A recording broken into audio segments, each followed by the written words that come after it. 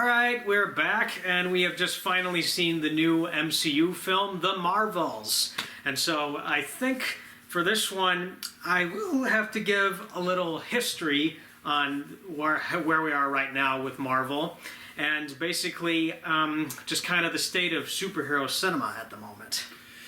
Yeah, at least with these three characters, I initially right away I know they're not the most applauded characters, so to speak, for a multitude of reasonings. Oh, definitely. Because, yeah, as many of you know, this is a follow-up to Captain Marvel. But the thing is, I don't even want to call this a sequel to Captain Marvel. Well, it's like, it's that plus a sequel to the Miss Marvel show, plus a follow-up, you could sort of say, to the WandaVision because of the other character. Yeah, Monica Rambeau. But yeah, Rambeau. What I'm trying to say is the reason why this is not a true sequel to Captain Marvel is that, see, if it was a true sequel to Captain Marvel, it would focus purely on Captain Marvel and no one else. And in this case, this is a crossover sequel where it had been built up by other things, and now this is the culmination of all of that. Yeah. Which is actually, now that I think about it, there was a DC film that did this as well. Which one would that be? So, this is going to sound crazy to most people, but Batman v Superman is not really a proper sequel to Man of Steel. It's more of a crossover film. Oh, that one. But I guess because of Wonder Woman as well, playing a part of it as well. Yeah, because with had they made a proper sequel to Man of Steel, it would have focused on Superman and Superman alone. Yep. But with Batman v Superman, it's more of a crossover sequel because we got all these other characters coming in. Yeah. And so with the Marvels, it's not really a Captain Marvel sequel. They're just bringing in all these characters. Yeah.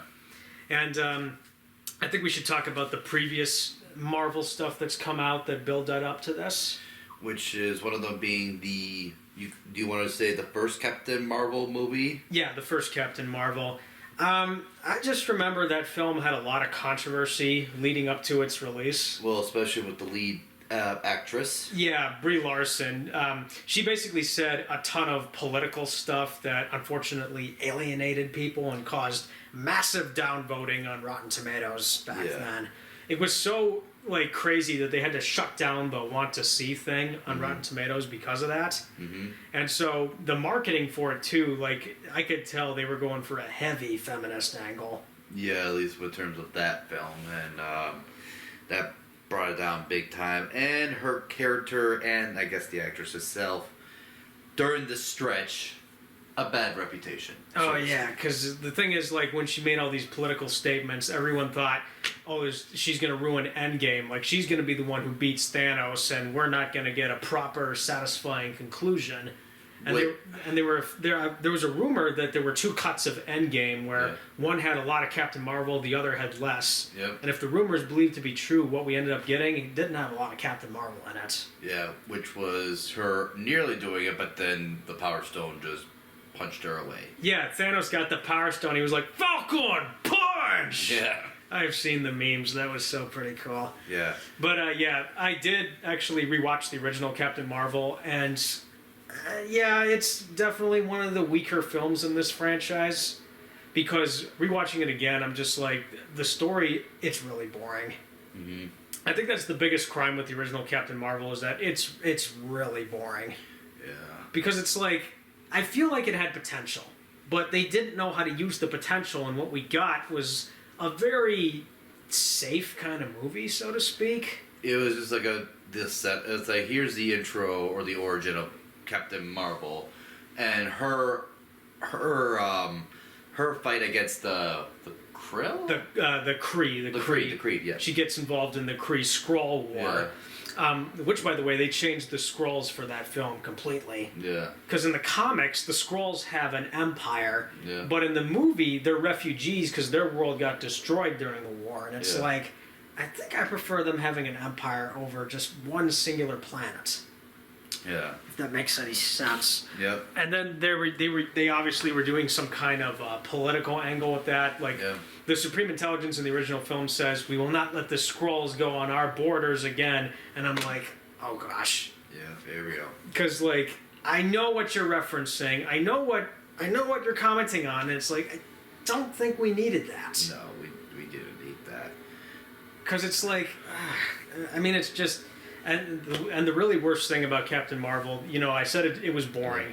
It's just like, I just feel like you could take this character and have a much more interesting story behind it. And Marvel is actually good at this, where they'll take their lesser known characters and give them entertaining storylines. Yep. We have seen this in Guardians of the Galaxy. We have seen this in the original Black Panther. We've seen this in like the Ant-Man films. They're capable of this, but with Captain Marvel, they just didn't pull it off very well. And the end result was it was a big slog to get through, really.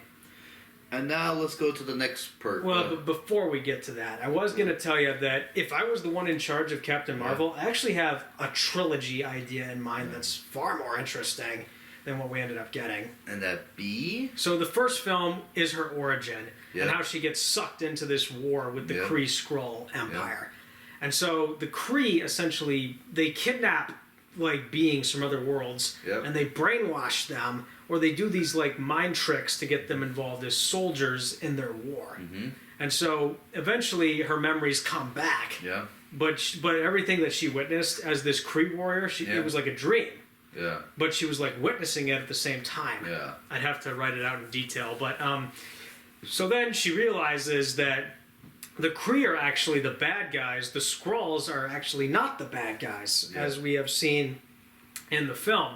But at the end of the first film, Captain Marvel loses the fight against the bad guy, the big bad I've got in mind. Then in the second film, she's sort of learning more about herself and these powers, and she learns how to master them and uses them in the fight against the Skrulls. Then by the third film, they take the fight to the Kree homeworld, and that's where they beat the Kree. The war's over, and then there's like a peace treaty of sorts between the Krees and the Skrulls.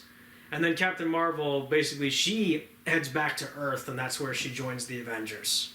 Probably, but what about, well, I was going to say, what about that one particular scene, though, in the movie where they talk about how, against the Kree, that she kind of ruined the planet of Hama? Of Hala, yeah. Well, I wouldn't say, in my version of the story, like, she doesn't necessarily ruin the planet. She just basically takes out the evildoers that have led the Kree the wrong direction. It's kind of like throughout history, you know, there's been countries where there's really bad people running the country. You take out the bad person, then the bad influences go away and the country might get back on track. Might, but that means you have to make sure that the person that you're setting up, though, is actually a decent person, at the very least. Exactly.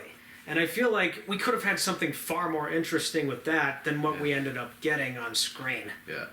And, it's just like, I mean, it's just, I just feel like it had potential, but the film really, it felt like filler when between Infinity War and Endgame. Because Ant-Man and the Wasp and Captain Marvel, they're filler films before we can get to the big thing.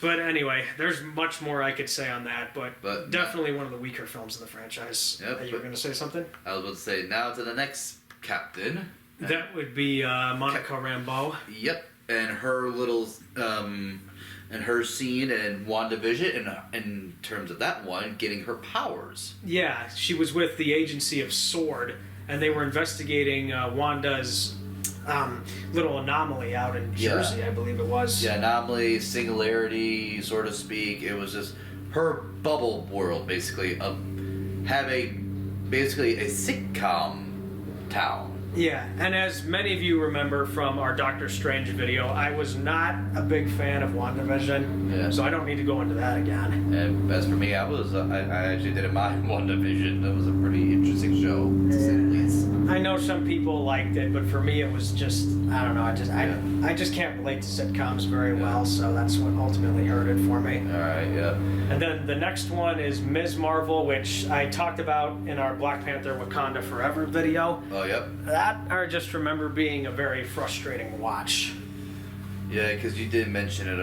You did mention how much frustration, and I know there were also reportedly frustrations about, about the show, Ms. Marvel. Yeah, and it's like, I feel like it had potential, but it just wasn't fully realized, and what we ended up getting was a slog to get through, and it just, I don't know, it just didn't really have that all intriguing of a story. But I saw glimpses of a potential interesting story in there. It just wasn't fully realized. No, but it did set her up to have light-based ability and her getting the one, Yeah, the quantum band, as they call it. which set up ultimately to this film. Yes, and actually, I was going to say this about Ms. Marvel, but the light-based powers, Yep. that's not really what she has in the comics. In the comics, it's more stretch powers. Yeah. Like, she can stretch like Mr. Fantastic. Yeah. And she can, like, grow bigger and do all this, like, really Yeah. interesting stuff. Like, if you ever played the Square Enix Avengers game, that, I hear, is much closer to what Ms. Marvel is. Mm. And so far, with what I have played with that game, I found that depiction a lot better than what we've got in the MCU so far. Mm. Don't know why, I just found that depiction a lot better. But I think it's because the Square Enix Avengers game, it doesn't feel like an MCU film. Yeah. It feels like the Marvel animated stuff that I grew up watching. Or at least it felt like animated superhero stories that felt far more interesting than some of the stuff we've gotten as of late. Yeah. But I think with this one, the Marvels, so I heard a lot of mixed reactions about this before we had seen this. Oh, in terms of this movie? Yeah, with the Yeah. Marvels, I heard like a lot of mixed reactions. Like some people were like, others were like, it's fun for what it is. Yeah. Because, well, it's probably the end, and the mix is probably just because of the characters leading up to it. We already mentioned about how Captain Marvel had the biggest controversy from past. Then you have Captain Monica, who was a side character who developed her powers in WandaVision, and then Miss Marvel for her show, which didn't turn out to be a great success, although her powers and then the gauntlet that she had at the end eventually did set up to this film. But again, you have three characters with a questionable backgrounds, basically. I think what makes their backgrounds questionable is the writing behind them, because it's like, I feel like these characters, they have potential. You just need a writer who can make them like really likable characters, really intriguing characters, and they have these really interesting stories to fall back on. Yeah, or at least origin stories that probably were questionable to say the least, which led up to this crossover.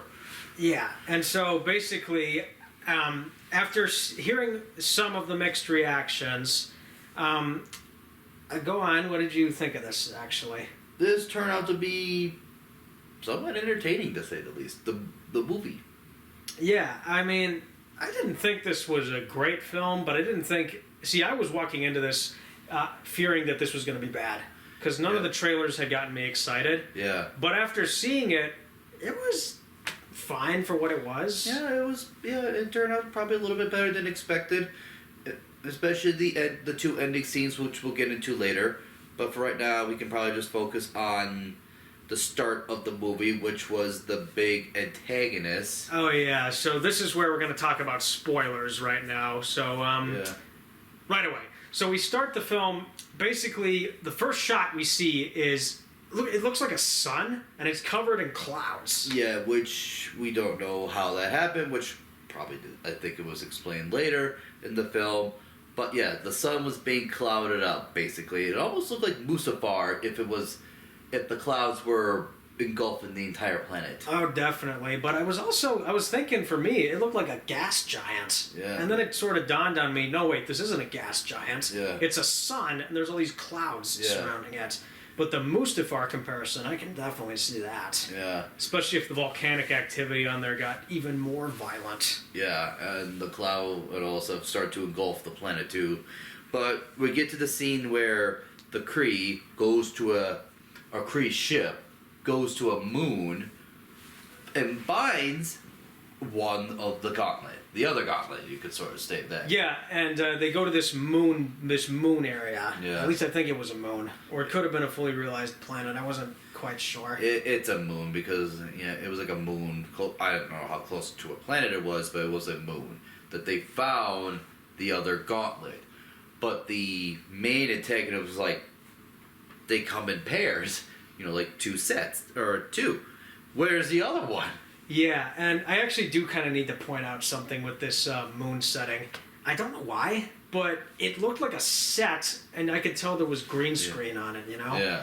Because when we see them walking on the moon, like, I get that maybe they can breathe in space, but something about it looked really artificial to me. Like it looked like kind of like they shot it on a set, and then there's like so much green screen in the background. Oh yeah. It seriously looked like that, and it's like it really took me out of the moment actually. Yeah, but I just kind of felt like it was like, and I was thinking too, like where could the other one be as well, and yeah, then it's like oh yeah, it's right over here. Miss Marvel has it. It's like. Oh. Yeah, and so we go back to Jersey City where Ms. Marvel's located, and this picks up, I'm guessing, at the end of Ms. Marvel because it's the exact same post-credits scene, but with some new additions. Yep. Like, we see her in her room, and she's blasting the music loudly, and then the mom's like, "Are you doing your science homework?" And she's like, "Yes, of course, Mother. I'm always doing my science homework."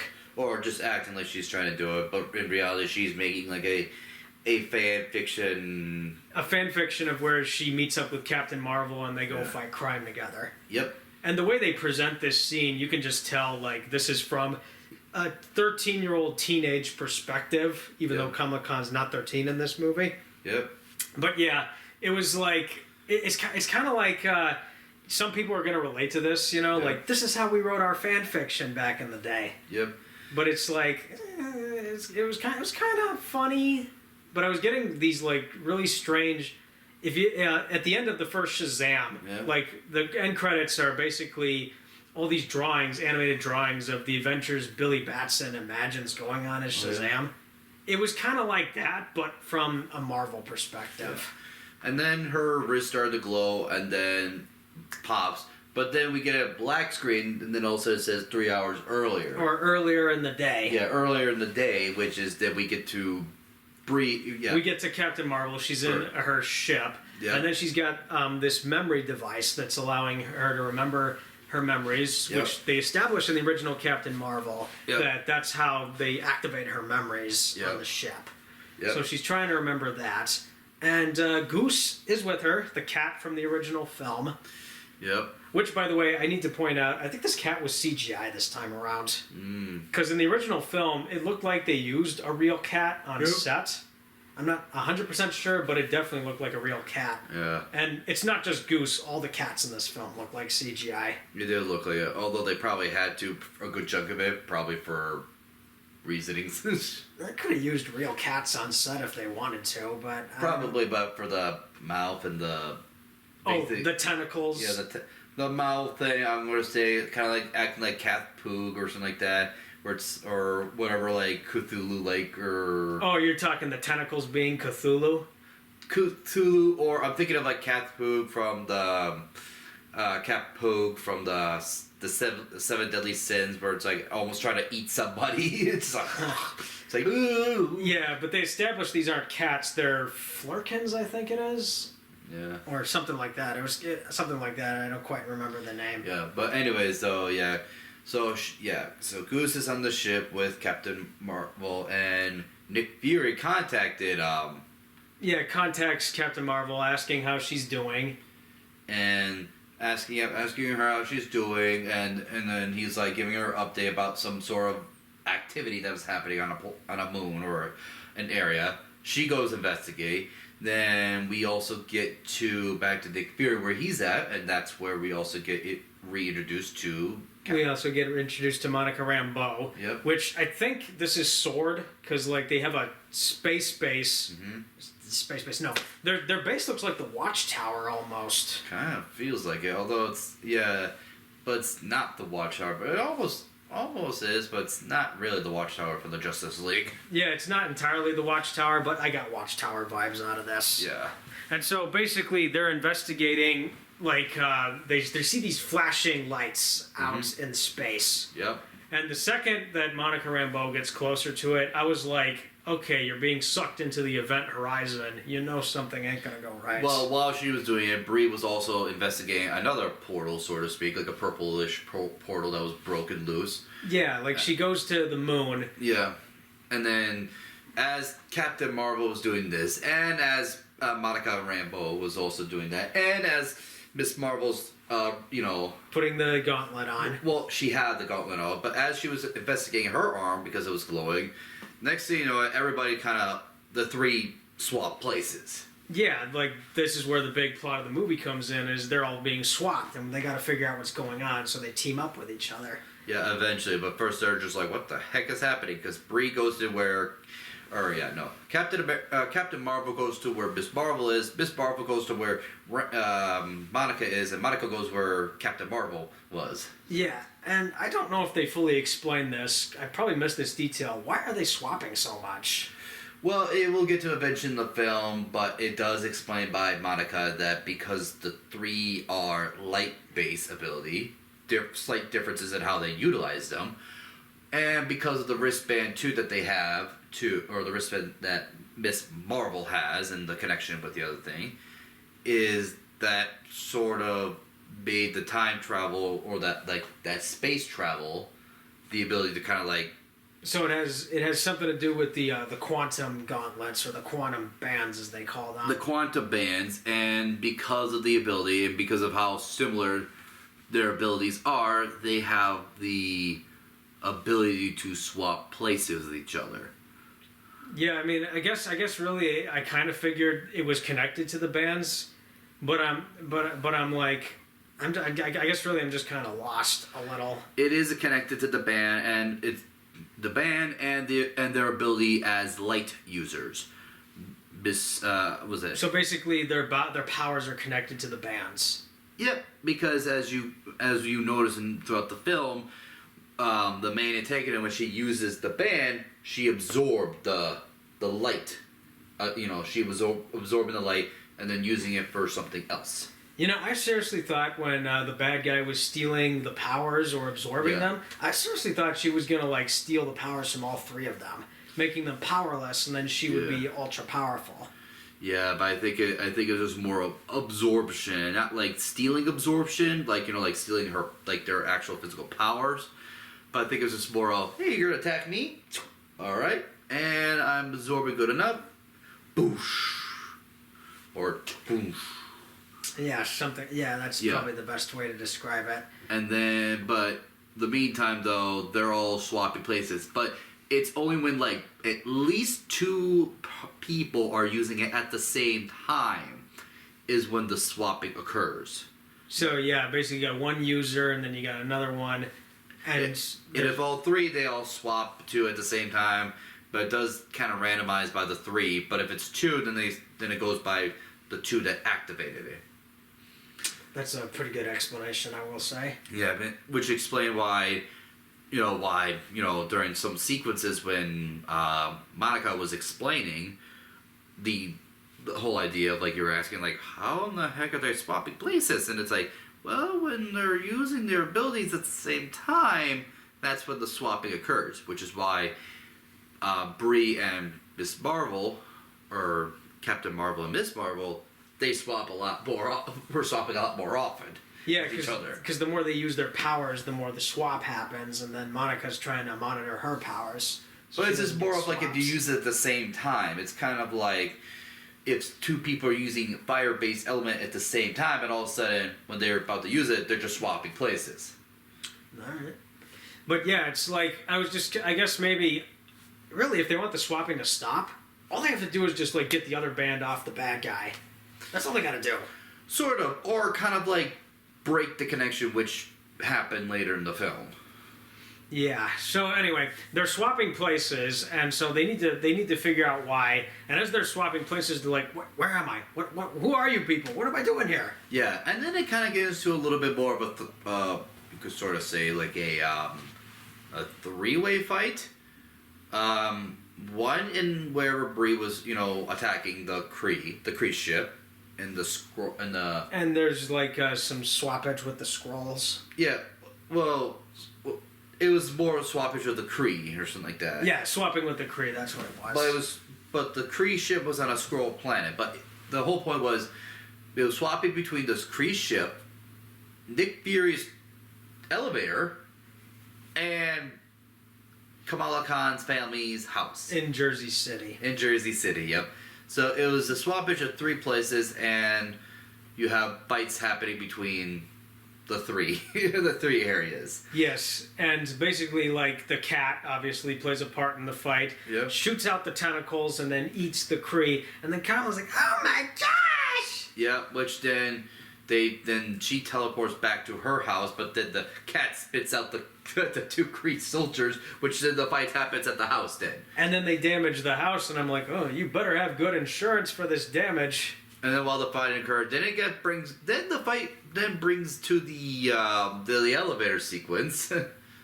The elevator sequence, I'm trying to remember this where I think when Monica and Kamala both got teleported, and then another soldier or something like that was there, and then they were fighting, and then it was like kind of like a swappage between then at that point of Captain Marvel, Miss Marvel, and Monica swapping back and forth, all the fighting whoever opponents that they were fighting at the time, whether it's a group of Kree on a Kree ship, 2 on the elevator, and 2 at the house.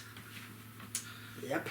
And then, yeah, basically after a while, they sort of kind of figure out what's going on. And then Monica and Nick Fury, they go to Kamala Khan's house, and they're like, we need to talk to Kamala. We need to talk to her right now. Well, because it's like,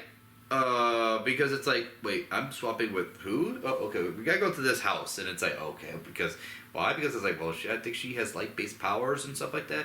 But still, but the 3-way fight, it's almost like if the team of 3 were going out in different directions, and then in the midst of the fight, they were all teleported to different places. Like, imagine, I'm going to say more of Destiny as an example. Like, like, there's usually like a team of 3. But imagine 3 of you had to go different direction. And in the middle of your directions of, like, different paths, the 3 of you are swapping places in terms of, like, different fights. So it's a lot of teleportation. A lot of teleportation, so to speak, yeah. I'm just thinking about that per se. But anyways, getting back to the point. When the fighting was over, for the most part, at least on the elevator and the house, then, yeah, like you said, Nick Fury and Monica were like, is Kamala home? Yeah, and then she's like, oh, you're all here. Because she's, like, having her fangirl moments. Yep. And then it's like, well, Monica's like, I have a theory that because of our connection with our light-based ability, that we're getting teleported. Captain Marvel using her light ability was it Captain Marvel's light ability was... her light ability was like all the energy blast that she shoots out. Yep, and then Monica was more of like she can see it and kind of like... And she can move through people. And stuff like that. And then Kamala's was more like long, elongated arms, not stretching like in the comics. Yeah, I think it's more of creating light as a physical matter. Yeah. Which is like, basically, as Monica said it, unheard of. Making something that's not physical matter a physical matter. Yeah, and then she's like making these platforms to walk on in the air. Or elongated arms or face or whatever the case may be to grab or do something and bring them in. Yeah. But whatever the case may be. She has the powers, and then she's like, I can show you, and they're like, no. And as soon as she tries to use it, yeah, and then swapped with Captain Marvel, and then she's like, it happens all the time. Even though she didn't really say it, and compared to the trailer, but she almost said it, but she's like, oh, she was like, why? And it's like, wait, where am I? Why is Nick Fury? Why is Nick Fury and Monica? It's like. Family reunion on a short term. Yeah. Unexpected too. Yeah, and actually during this scene, they point out that they have intel on Kamala. Oh yeah, that's right. Or they have a lot of info on on Miss Marvel too. It's due to the events of her saving Jersey City in the show. Yeah. But I actually saw this as a nice continuity between what has been established in the previous Marvel films, and that S.H.I.E.L.D. had intel on all the different Avengers. Yep. When they were starting out. Yeah. And then of course, for a person that learned that she was getting intel on, she was pretty excited. Yeah, but the parents weren't excited about that. You have intel on our kid? I mean, that's the more sensible thing to think about. Yeah, and this like raises all kinds of questions, because like Shield wanted to oversight. If you remember in Captain America: The Winter Soldier, they wanted to like have some oversight and figure out who's a future threat and who we can take out. Yeah, no. But I'm just saying, like, the parents at least had a, a legitimate, like, reaction or, like, a realistic reaction of having somebody that they know getting intel'd on versus the person that actually getting intel'd on is actually excited. I'm like, it's the equivalent of like, a CIA agent saying, we got intel on you, and you're like, oh my god, why am I getting like this? It's like, why are you even excited in the first place? Well, it's because she's like a mega superhero fan, and she's just like, excited that maybe she'll get recruited into the Avengers. Yeah, maybe, yeah, and I guess that portion of it sort of makes sense, but I'm just thinking, like, that should raise your eyebrow that you get intel on. That means they know, that means they know how old you are, they know your location, they know this, they know that, before you even tell them what you like. Oh, definitely, and it's like, again, it's been established in the original Marvel films that S.H.I.E.L.D. had intel on a lot of Avengers or a lot of people who they thought would play a role later on. Yeah. And even Hydra knew this as well. Yeah. So it's like, okay, if Nick Fury and all these other people have intel on Kamala, then who else has the intel? Yeah. And who could use that information to try and hurt her loved ones? Yeah. Or use blackmail against her? Yeah, all that sort of speak. But anyways, so they get swapped over, and then they are like, oh wait, and then oh yeah, because the moment that Monica was like telling Captain, she was telling Captain Marvel about her theory. Yeah, and then it's like, and it's like, where's our, and then the parents were like, where's our child? It's like, whatever you were at last at, in terms of Captain Marvel, and she's like, oh my god, she's good, she's on that ship. All right, time to see if I can time it right. She starts flying, and then it's like, oh crap! Now they're both. Yeah, now Kamala's in the sky, and then she's like falling. Ah! And then Nick Fury was. Then Nick Fury's like, you gotta fly, Monica. You gotta fly up there. You gotta save her. But Monica's like, I don't know how to fly. I've never done it before. it's like I know I have that ability, but I've never done it before. It's like, just use it. Just do it. And then of course she flies up and then saves Kamala, and well, that goes pretty well. Yeah, it goes. As Obi-Wan would say it, another happy landing. Something like that. Because they eventually landed with her light-based ability, but when they landed on the ship. Oh, yeah. Because it was like, they're flying from Earth, and all of a sudden, instead of hitting the ground with the light-based ability, they land out of the ship. and then Captain Marvel's like, where the... Am I? It's like, oh, it's just Captain Marvel. It's like, oh, Captain Marvel. And then the two were on the ship. It's like, what the heck? And it's like, and then even the crew were like, we had Captain Marvel, but now the associates of Captain Marvel are here. Oh yeah, and then the bad guys like keep them. They might be useful, or something like that. It's like keep it, and all of a sudden. Then Captain Marvel flew all the way from Earth to... Yeah. And it's like, alright, now... And then they engage in the fight, obviously, and then we see her absorbing the powers with one of the bands. Mm-hmm. And then she made this really cool face where she's like, yes! Yeah. It's like, you just gave me what I wanted. Yep, and it's like, boom, and then they start flying, and then everyone's like getting down there, and then Miss Marvel's like, I can't fly. Does anyone have any sort of transportation? And then Captain Marvel's like, what are you doing talking with them? Yeah. But I will actually admit this before we continue on, is that all three of these characters, they actually had pretty good banter between each other. They had a good synergy, surprisingly. Yeah, they had a good synergy amongst the three. Yeah, these three actually had some pretty good interactions. Mm-hmm. And at least, they weren't being overly mean to each other. They weren't doing anything like... something that would be obnoxious or annoying. They were just, working together and palling around. Yeah. And when we see them doing this, it's actually pretty nice. Yeah. To get some heroes that, have their playful banter with each other, and then they're just interacting and trying to figure out situations. That was nice. Yeah, trying to figure out a complicated situation. Oh, definitely. And then they had to save the scroll because the scroll's planet was getting... Well, basically, this is, I believe, the refugee planet that... Captain Marvel helped them find for a while when she was out there. Yep. And so basically, they're trying to set up a peace treaty with the Kree, but you know it's not going to go well. No. Because these two alien civilizations have been at war for so long, it's like Yeah. it's not going to go well. No. Even though the Skrull was trying to find a way to get a compromise, but it was, like you said, it was not going to be. And she enacted what she was probably going to do in the first place. Yeah, like the bad guy outright says, I'm going to burn up the atmosphere and I'm going to take all your resources. Yep, which is she broke the atmosphere, and the atmosphere kind of took the air and all the other water and all the other components of the planet. Yep, and started kind of like absorbing it to her planet. And again, that's destroyed a lot of the planet, and then they had to evacuate all the Skrull as best they could. Yeah, and even Captain Marvel's like, we can only save so much. We can't get everybody. And that was for dang sure, because and getting through that to Miss Marvel, which surprisingly later on she kind of took it better than what it was initially.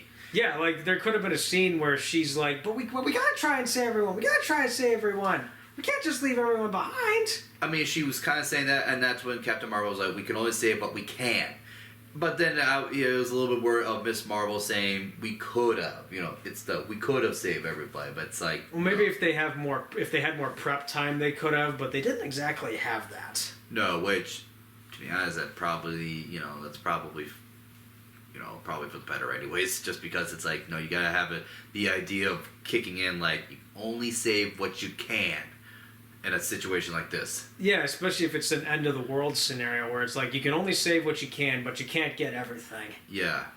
But actually, I just realized something about the bad guys' plan to like basically take all the resources of these planets. Yeah. This is where we have to reveal like the bad guys' motivation in this. Which is basically saving the planet. Or saving the Kree homeworld, basically. Yeah, which is like, on one hand, you can't really, like, can't be like, oh, she's a really bad guy. It's like, she's a bad guy with moral reasonings. She basically wants to save her people, but the problem is the way she's doing it, it's not necessarily the best way. Yeah, she has good reasonings to save, or she has the reason to save, but the way that she goes about it is not good. Yeah, because they established that after the events of Captain Marvel basically went to the Kree home world to, like, end the war, in a way. Yep, to end the war by destroying the AI. She basically destroys the Supreme Intelligence, which we do see the face of. Yep, and yeah, she does destroy the Supreme Intelligence by, like, blowing it up. Yeah, but by blowing it up, it caused a lot of bad events to happen to Hala. Yeah, and basically this is where the sun sort of dies, and then the water goes away, and the air quality the air gets so polluted they have to wear these like face masks. Yeah, so it's like everything bad happened to a planet occurred, that the planet was essentially dying, but it wasn't like they were able to live for a while, which is surprisingly enough. But yeah, it caused the planet to become basically almost uncivilized. Yeah, or basically so unlivable that... Or unlivable, yeah. I don't know why. The Kree just can't, like, pack their bags and, like, find an uninhabitable planet that might be Earth-like or habitable. Yeah. I don't know why they just can't do that. Like, why do they have to destroy other worlds? Yeah. All they need to do is just find another habitable world. Yeah, pack up and leave and find another world. But instead they wanted to try to stay on the planet and try to repair the planet. I guess maybe they're home buddies, so they don't really like anywhere else but their own home world. Maybe. But yeah, like, I would have liked a line from the bad guy as Captain Marvel's about to destroy the Supreme Intelligence. I kind of would have liked a line where she's like, "Stop! If you destroy the Supreme Intelligence, you destroy the Kree!" And then she, like, kind of hesitates, Captain Marvel, a little bit. And then she's like, "You had your chance!" And then blows it up. Or I was going to be more of, or from the Supreme Intelligence, is like, if you do this, consequences will come back. The consequences will come back to haunt you. And they do, actually, because she's basically earned the reputation of the Annihilator in this. like, I want to say something like that, where it was like, yeah, the Supreme Intelligence was like, if you do this, consequences will come back to haunt you. And in her head, she's probably thinking like, oh, like what's going to happen, and then something like that sort of person. Like she's not taking it seriously, blows him up, and then the consequences happens to haunt her. Yeah, and that's exactly what happens in this. Yeah. Which is, I guess, why, she's hiding the reasoning why she didn't return back to Monica. And Monica was like, why on earth did you not come back? Well, you see, I stopped the Kree. I did what I did, but then I got distracted by these other people that needed help, and then these people needed help, and then this civilization needed help. But it was also part of the reasoning, too, that because she destroyed the Kree, that and the name Annihilator, that she didn't want to go back to being known as the Annihilator. Wants to get that title off of basically her status, so to speak. Kind of like facing the status. It's almost like remember when Green Lantern, John Stewart, not Hal Jordan, but John Stewart. Remember how he was arrested in the Justice League? Oh yeah, because they thought he was using his power ring for evil, but really he wasn't. Yep. So he had to like get himself arrested because it's like I should because I did something bad, and he got he accepted being arrested basically. But then he basically found out I didn't do it, someone else did. Or it was somebody else that did it, and it was a mirage basically. It wasn't destroyed. It was a mirage. Yeah, I definitely need to watch that episode again. Yeah, the planet wasn't destroyed. It was a mirage. So it was like, oh no, and it's like, oh no, yeah, no. You just saw what you thought you saw, what they wanted you to see. But the planet's fine. It's like, well, if the planet's fine, who set it up then? It was someone else, and I don't quite remember who it was, but I need to watch. It was the giant robotic people or something like that. Oh, those guys that were like, "Give me your ring." Yeah, and the original, like, yeah, give me your ring. Yeah, that giant robot guards. Yeah, now I remember. I think a little. I need to watch that again. But yeah, so it's kind of like that, where it's like Jon Stewart's like, yeah, I need to face my consequences, and yeah, that sort of speak. Where Captain Marvel's like, I cannot return because I blew up a planet, or I ruined a civilization. It's like I caused them to go. I kind of would have liked it. Conquest. I kind of would have liked it maybe if she said, well, after I destroyed the Supreme Intelligence, I had to go on the run, and I've been like traversing across planet to planet across the galaxy, which is why I never came home. Yeah. And I was afraid that if I came home, the Kree would exact revenge on me, but then they would try to conquer Earth. Yeah. And I couldn't take the risk. Yeah. But they never say that, but it would have been kind of cool if she said that. Well, she sort of said the whole, like, basically, like, which we'll get into back to later on, is can't return because of the name and what she did. Yeah, and that's actually kind of a nice theme to have in this, is like feeling guilt-racked over something that you did. Yeah. And how do you want to rectify that, so to speak? Yeah. And then, which Monica did say, well, that's why you have family there to support. For support, basically. Mm-hmm. And I was going to say this about the bad guy and her plan to basically strip mine a planet of its resources to rebuild her own. Yeah. I just realized something. This is kind of the exact same bad guy setup that was in Transformers: Revenge of the Fallen. Oh, basically, the Fallen basically has this sun harvester, and he wants to blow up the sun, which will make Energon, and then they can use that to revitalize Cybertron. Oh, yeah. Or if you think to Transformers Dark of the Moon, Sentinel Prime transports Cybertron, opening a space bridge to Earth. Yeah, and he wants to basically strip mine the planet of resources. And to save Cybertron, yeah. Yeah, so really it's like, we've seen this bad guy setup before where it's basically tear a planet up of its resources, we'll use it to rebuild our own. Yeah. Which, I think they did that in the first Ratchet and Clank, where basically the bad guy of that, he's basically strip mining worlds and then he's using them to create a new world because he blew up his original. Yeah. And it's like, okay, I've seen this before, but I think, it worked in the film's favor. in this one's favor, yeah, this one. Yeah, it's And not the most original, but it worked. It worked. It worked, yeah. And then they go to, well, not yet. Before we get to that, where were we at in this whole? Oh yeah, because they evacuated them, which we get a little cameo after the evacuation. Oh yeah, basically, this is actually a part of the writing where I was kind of questioning something. But basically, Captain Marvel's like, I know someone who could help you, who could give you temporary refugee, or not refugee, give you temporary place to live. And of course, the scroll was like, well, what choice do we have? And then all of a sudden, light comes in, and it's Valkyrie. Yeah, it's Valkyrie, but I'm like, wait, when did this friendship start? Because I don't remember seeing a scene like that in any of the earlier material. Which I guess they'll probably set that up for a different time. Probably, because like we have not seen in any of the previous Marvel films Valkyrie interacting with Captain Marvel, so it's like, where did this come into play? Yep. And then after Valkyrie takes the refugees, then it was like, okay, now we need to strategize in terms of where they're potentially going to go to next.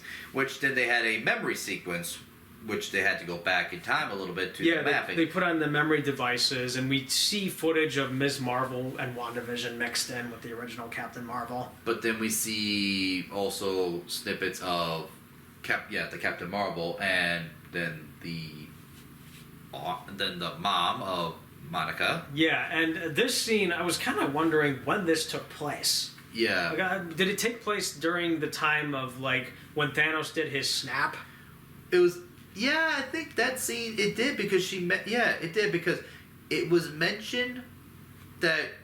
it was mentioned that Monica, at the time when she was talking with the mom, that she blipped it, which was during the timeline between Infinity War and Endgame. Yeah, I know it happened between there. I'm just trying to pinpoint when exactly. Like, somewhere in the 5-year gap. It's somewhere in there. It's somewhere in there, but it was somewhere in there that during the blip that Monica was gone, and then when she came back, we also saw and during. Hang on a sec. Just gotta check up on something quick.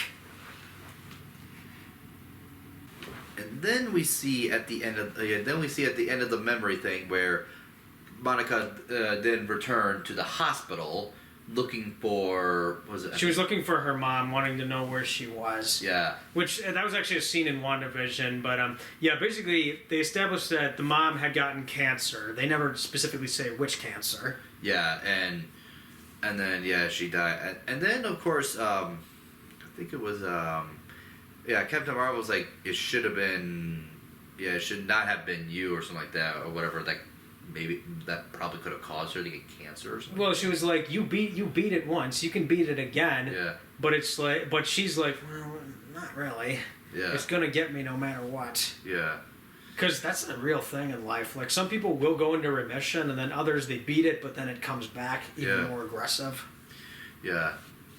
But it's like, that scene, it must have happened somewhere after Thanos snap and then before everybody came back, but I'm not quite sure where. Like, if someone made an omnibus of these Marvel films, which is basically everything in chronological order, these scenes, like, maybe it's somewhere in there, but I'm not quite sure where. Yeah. But either way, though, after the whole memory sequence occurred, Monica was, like, upset because... I didn't want to relive that memory again. That was very painful for me. Yep. And then Miss Marvel... Well, they had a group hug. Yeah. And then they had a training sequence of practicing with each other in terms of, like... how to control the swap, and then they're basically doing all this jump rope material. Jump rope, juggling, and doing different exercises. Mm-hmm. And then after that, they're like, all right, we know where to go. Let's go to this planet. Yeah, and I know what planet we're going to talk about with this. Yep. But they established, I think early on, that it's a very ocean-rich world. I think it was like, I think Captain Marvel kind of specified it down to like 95 or like 96 point something. It was like, most of the planet's covered in ocean water. Yep, and so not a whole lot of land. Yeah, not a whole lot of land. And then, of course, as they were getting to then of course the parents were having the worries about their daughter or Miss Marvel. And this is actually a criticism that I have about the film. why are Kamala's family in this movie? Like, they don't really have much of a purpose other than, oh, they're just there. Yeah, but again, like I mentioned to you right before we started filming, their house got destroyed during the whole, like, Nick Fury's, and their group fighting and stuff like that. So it's only natural for somebody to say, hey, this is sort of our fault that the fighting kind of took place in your house, so in exchange, we will invite you to our place to stay at. I mean, yeah, but it's like, I don't really think they needed to be up in space. Like, they could have just found another place, or if they maybe, like, they never, I don't think they ever, maybe they did in Ms. Marvel, like, if they have extended family, Yep. they could stay at an extended family's place. They don't have to go into space. Well, and also you could probably also say that they're also a potential target if the others figure it out, so protection's sake. That too, but it's like, the bad guys would not want to target the family because the family has not really done anything against them. No, but it's like a hostage situation, so that way you can get Miss Marvel too. Well, I mean, yeah, there's hostage situation, but maybe if the film wanted to be original, the bad guy could be like, yeah, let's not take any hostages. We're going after the heroes. A hostage would just be pointless. Yeah, but then they could be like, one person's like, well, that will draw them to us, though. No, we're going to do something more grand than a hostage situation. Don't question me. That would have been kind of interesting if they threw that in there. Or something like that. Yeah, but anyways, though. But yeah, it's like the family, they're there because I guess moral support and the mom's like, you don't have to go into space, it's too dangerous. And it's like, well no, she has to because reasonings, of course, multitude of reasonings. Yeah, and it's like it's just like, I mean, this is another thing too. It's like when you have these characters in your movie, it's like, and they don't have much of a purpose, and they're just kind of there. It's like you could have written them out entirely, or maybe have small screen time. It wouldn't change a thing. Yeah. But anyways, it gets to the point to where then they finally go jump spacing to the planet, and as they're getting to the planet, Captain Marvel was like, I have to warn you about a couple things. They have different sort of life, and also I'm sort of popular down here. And it's like, and then Miss Marvel's like, well, hey, nothing new. And it's like, I'm popular in a different, like a legal sort of way. In a legal sort of way. And it's like, and it's like, what kind of legal sort of way? And then as they get down there, and then they realize that it's like, oh, the princess is home, and it's like, princess? Yeah, you're a princess? And then this is where the film gets like really, really kid friendly, I will say. We're just gonna slap onto this, as I said at the movie theater, but this is now the land of or the planet of Disney. And not like the whole Disney characters, stuff like that. We're talking like they basically start breaking out into song, or it's how they talk. Yeah, it's their language. As Captain Marvel would say, the language that they speak is singing. So they're gonna bring it to song and dance like you see in almost every single Disney film. And what kind of makes the scene very Disney-fied is how colorful it is, because Disney films do get very colorful. Yep, how colorful, how vibrant, and how much every single town folk sings. Yeah, and it's like this has to have been studio interference on Disney's part, because I don't think no sane director would do something like this unless they were working for Disney. I know, it's like no sane director in a action superhero film would take a scene from like any Disney film or whatever and put it on their movie. No, you don't just do that without the corporate interference that's from Disney, even though I know they're bought. We know that Disney bought them, but you can't just insert Disney musical into an action film. I mean, yeah, it's like this is very tone breaking right here.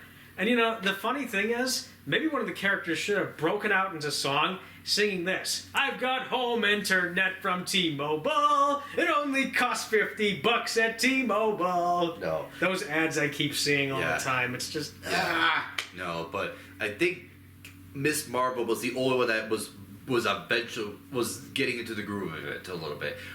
Oh yeah, I mean they were getting into the groove of it. There's no doubt about that. Well, Monica was like, what the heck is going on around here? And Miss Marvel's like, I don't care. I'm going with the vibe here. And then Captain Marvel's like, time to get through. Need to get to the prince. Yeah, I mean, I seriously think Rick and Morty could do something like this if it wanted to. Because I've never seen Rick and Morty do a parody of this so far in the show. No, and then they finally get to the castle, which they had a ball like. It almost looked like it was like another. Was a Beauty and the Beast sort of like ball like sort of thing. I'm not too sure. Either way, it's like a Disney. Before we get to that, the entire set with the ocean. I just realized what this set almost looks like. It looks like The Little Mermaid a little bit.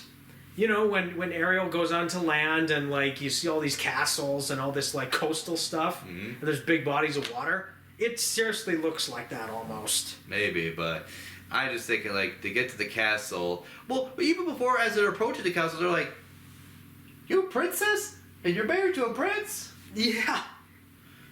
And it's like, yeah. For legal reasoning, it's like, who's the guy? It's like, yeah, and then they do introduce the guy, and he, of course, breaks out singing. Yeah. But he's also a bilingual, like you said. Like, he can speak normal English. Yeah, but as the prince was coming, and then, of course, you know, they're getting ready to dance. And then that's when, all of a sudden, out of magical energy, so to speak, Captain Marvel changes from her normal suit or normal clothing into Disney princess, but her color scheme outfit. Yeah, like it seriously looked like it came out of one of those Disney princess films, and I was like, this almost looks like Snow White almost.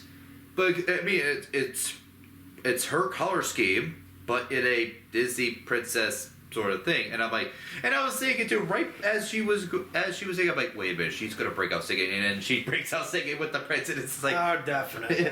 And then both Miss Marvel and Monica were like, oh my god, and it's like, Monica, I would say fourth wall breaking to degree to Miss Marvel, like, you have a lot of fan fiction now about this, don't you?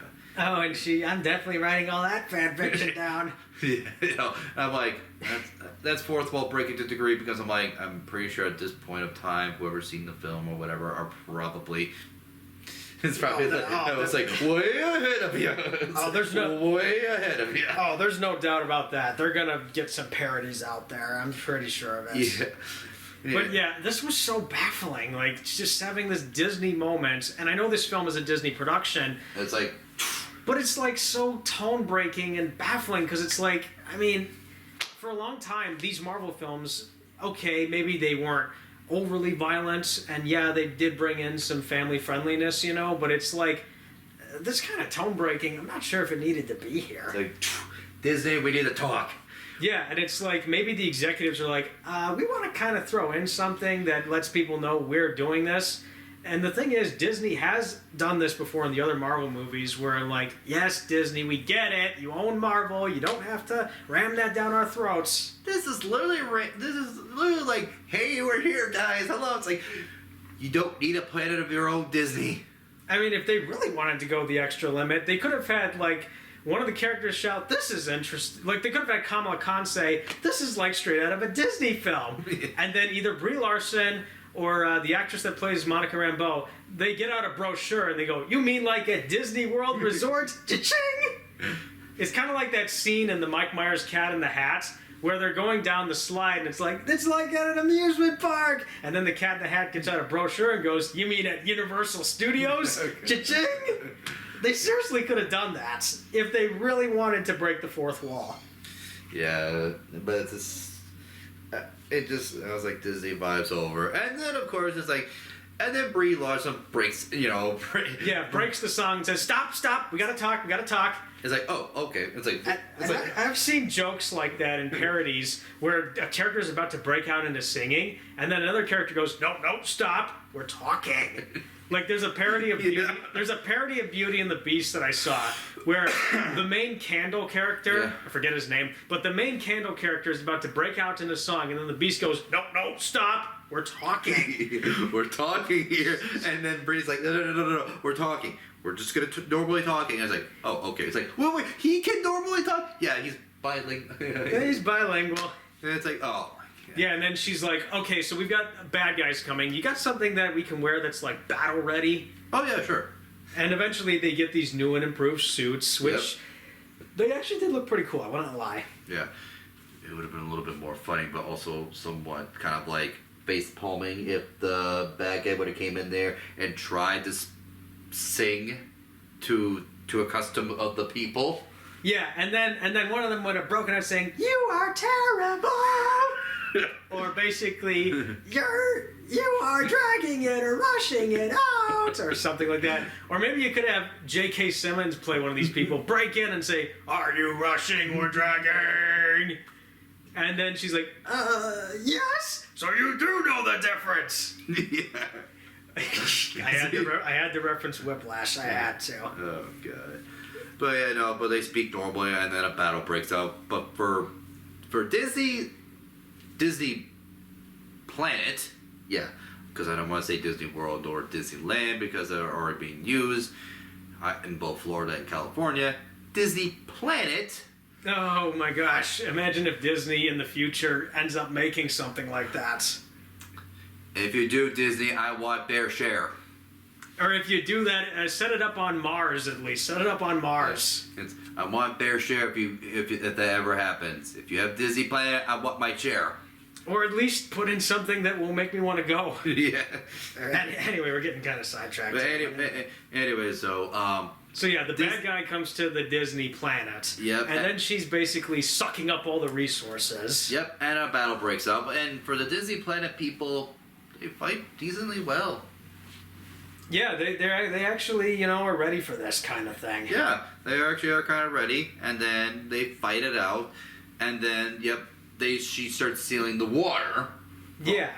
And then eventually down the line, like as the fight goes on, she does get... no, she doesn't get the quantum bend until later on. No, she doesn't. Band, yeah. No, she doesn't. But it's just more of like as the water was, was getting sucked up, then it was like, all right, time to get the frick out of here, and then they do, and it's like, hey, Bree, get on here. It's like, no, I could lose her. It's like, no, there's about 20 ships behind you, and about more missiles coming in. Oh yeah, and then they get in the ship, and then they open hyperspace jump to evade these missiles. Well, yeah, they evaded one by using another ship, but there's 3 more missiles, and Captain Marvel was being, basically thick-headed, and was like, I can evade him. Miss Marvel's like, no, you can't. Yeah, and then they jump through the hyperspace multiple times. Yep. And then they crash land on this world that's very grassland. I would say kind of like a field, per se. Okay, when I said grassland, I was talking about maybe grass that wasn't green, but a different type of grass. Okay, yeah, that sort of speak. Yeah, they crash landed onto there, and it's like, I could have done it. It's like, no, you couldn't have. Actually, grassland wasn't the right term. It's more savanna, like a savanna environment. Yeah. And it's like I could have avoided him. It's like, no, I had to make a rough decision. Or make a timely decision, which I did. Like you did on the other sequences. That's not the case here. Yeah. And so eventually, I think they have their talk, and then they get back into the fight.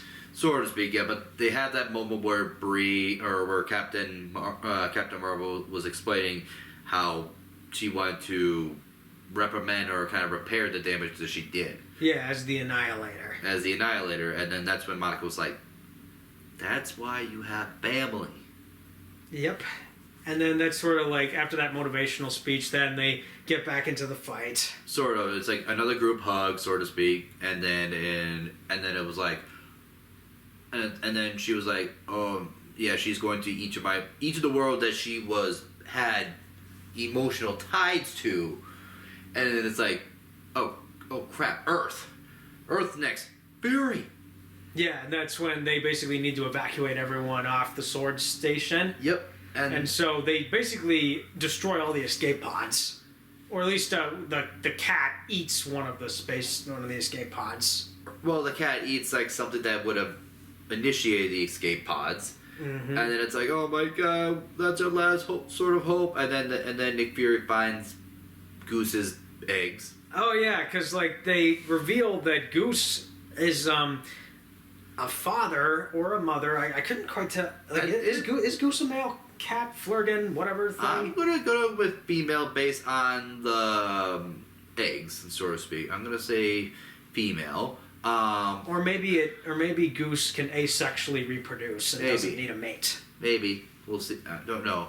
I'm going to assume female for the time being. But either way, Goose had kids of her own. And then Nick Fury had the weird but probably effective idea because Goose has the ability to spit out things and they could be just fine.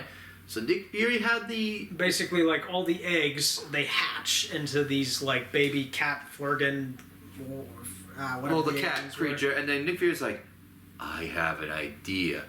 And it's an idea... Before you get to that, I actually heard someone in the theater behind us saying that they look like brains. Because they were trying to figure out what this all was. Oh, yeah. Well, the eggs did look like brains, yeah.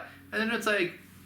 Yeah, I was like, what the heck is this? And then eventually it was like, oh, it's eggs of the cat. And yeah, which, by the way, when they hatched into the babies, you could tell these were CGI cats and they weren't really there. Yeah. But, of course, and then Nick Fury's like, I have an idea. And it's like, what's your idea? It's like, you ain't gonna like this.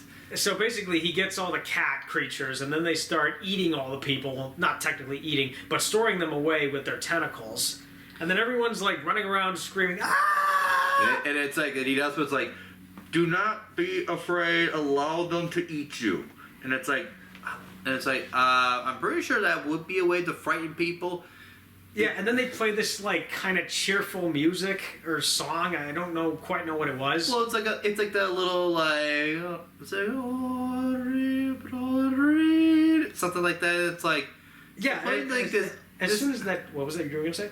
It's like, I was about to say, you're playing this kind of like this, like, high, like, musical that's supposed to be uplifting, or it's like a calming sort of, like, high but yet calming music, but it's just like, yeah, no, everything's being eaten live. Yeah, and I mean, with the way that song was playing, I almost was like, are they gonna break out and say Ave Maria? It kind of sounded like that. Well, it was also kind of like another thing that you would play as if like a serial killer or a psychopath was going on a rampage. And most people would do that either as a joke or they're trying to make some kind of symbolism or message or whatever. Yeah, but in this case it was like monsters eating people, but in this case it's more of like, allow them to do it so that way they can store you and save you. It's okay. They're cute, but kind of scary. It's okay. Allow them to eat you so that way you could be preserved, and we can actually store more of you inside ships. Yeah, but then could have been kind of funny if one of the characters shouted out, "No, man, I'm afraid of tentacle things. Grow a spine or a pair. It's okay. I don't want to be eaten alive. Don't just think of it as being put into a wampa's stomach." A wampa stomach? Not a wampa. Think of it as going to a tauntaun's stomach. The tauntaun stomach? Well, that was meant to warm you, not meant to store you. Same thing. Okay. But yeah, like eventually everybody gets eaten or stored away by the cats. Why am I saying eaten? I guess it's what everybody assumes. And then they all get onto this ship, and then they're ejected. And then, of course, they... Well, there were still two funny scenes. The lady that was, like, hiding and screaming, like, you know, like... and it's like... Then the camera, like, turns this way, and then you see these two cats.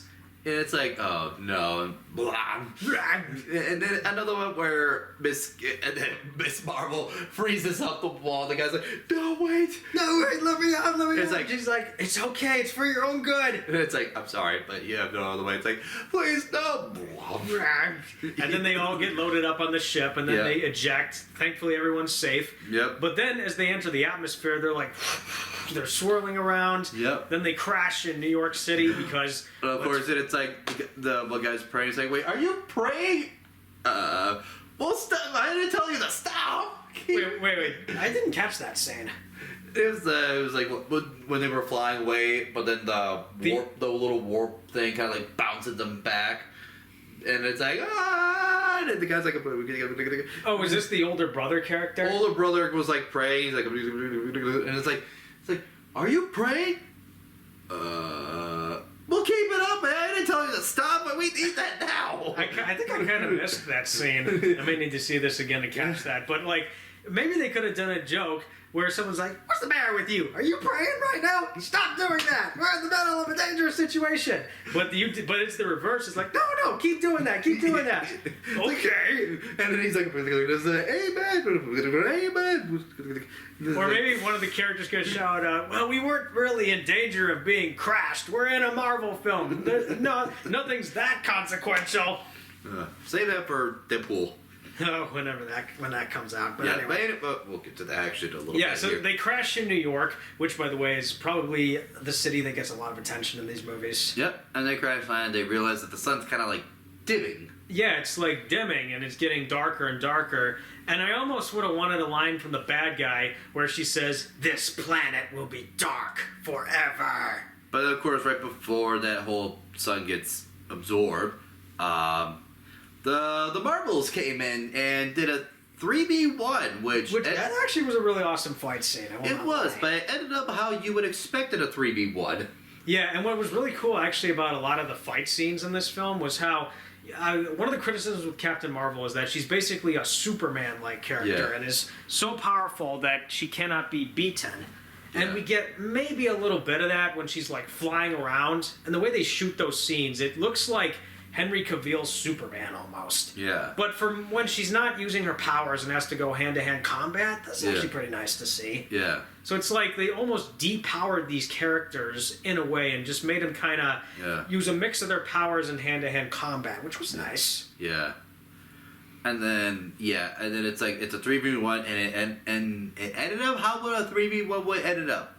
The person getting absolutely obliterated. Yeah, the bad guy gets like obliterated. And then she lands and then debris falls on her, which one of the end was spiked into her. Yeah, this like this piece of the ship, it like falls onto her and then like gets her in the kidney. And it's like, ooh. And I was literally like, "Oh, you got her in the kidney." It's like, oh. And then it's like, just let it, just, it's like, all right, just, it's over. But give us the other piece of the gauntlet and we can save your planet. And then she's like, "Okay, I'll do it." But that was all a trick, because then she like gets her hammer. Yeah, it's like, be careful, she could pull something, and she did pull something, and then it's like, doom. Yeah, and then she puts her hammer on top of Captain Marvel's head. Miss Marvel's head. Ms. Marvel's head. Why did I get the two mixed up? Well, because they have the same names. That's right, and there's a line where Ms. Marvel's like, "Oh, is it okay if I use Ms. Marvel? It's not copyrighted or trademarked or anything." Yeah. But then, like, anyway, the bad guy gets the hammer on Ms. Marvel's head. Yep. And then she's, like, torturing her with the electricity powers, and then she's like, "Ah!" Well, yeah, because it's like, don't you dare, otherwise this could get worse. "Don't do it, I'll crush your head." And then it's like, all right, and then she grabs the other gauntlet, and then she was about to use it, but it's like, no, if you use it at your current state right now, you'll kill yourself, basically. Oh, yeah. But actually, the scene where the bad guy's like putting her hammer down on Ms. Marvel's head, that was actually a pretty dark scene, I will not lie. Yeah. And I liked that, this was kind of pushing the limit almost. Yeah. Because it's like, usually in movies, when you have kids or teenagers under situations like this, people are going to be like, "Oh my gosh, you're pushing the limit. This is too violent." Yeah. But that was actually a really well done scene, I will not lie. Yeah. And then you get the gauntlet, she gets out of it, but then it's like right before she uses it, Captain Marvel like pushes her into space. Yeah, she like... And then as soon as that happened, I was like, are we going to have a fight, kind of like in Man of Steel when General Zod and Superman are fighting each other? Yep. We didn't quite get that, but almost. Almost. And then her final thing was do this together. Yeah, what Wonder Woman does. But instead of like what Wonder Woman does, it kind of like, Captain Marvel goes flying backward, but then the bad guy gets incinerated by her own. Yeah, she can't handle the power. She's like, "Ah!" It kind of reminded me of that scene in Doom 4 at the very end where one of the bad guys, like, she basically realizes they promised me so much. Then a bolt of lightning incinerates her, and then the spider mastermind comes out.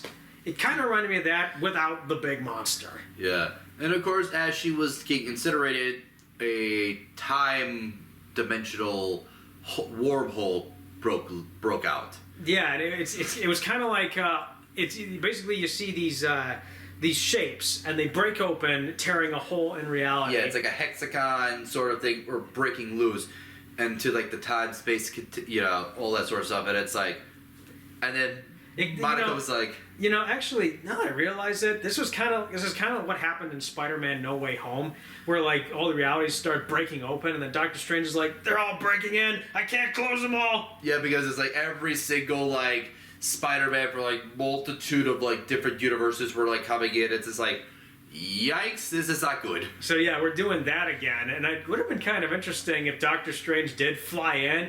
And he's like, oh, great, I had to do this already with Spider-Man, and now I gotta help you guys out? Yeah, or like from the ship, and it's just like, oh my god, okay, we need to do this. And also, like, there's like a little time warp. It's like, really? This is what it gave me to now? I got indicated that another wormhole breaks loose, and this is happening? Yeah, but maybe he's busy in the dark dimension with Clea, which, by the way, where's Doctor Strange 3?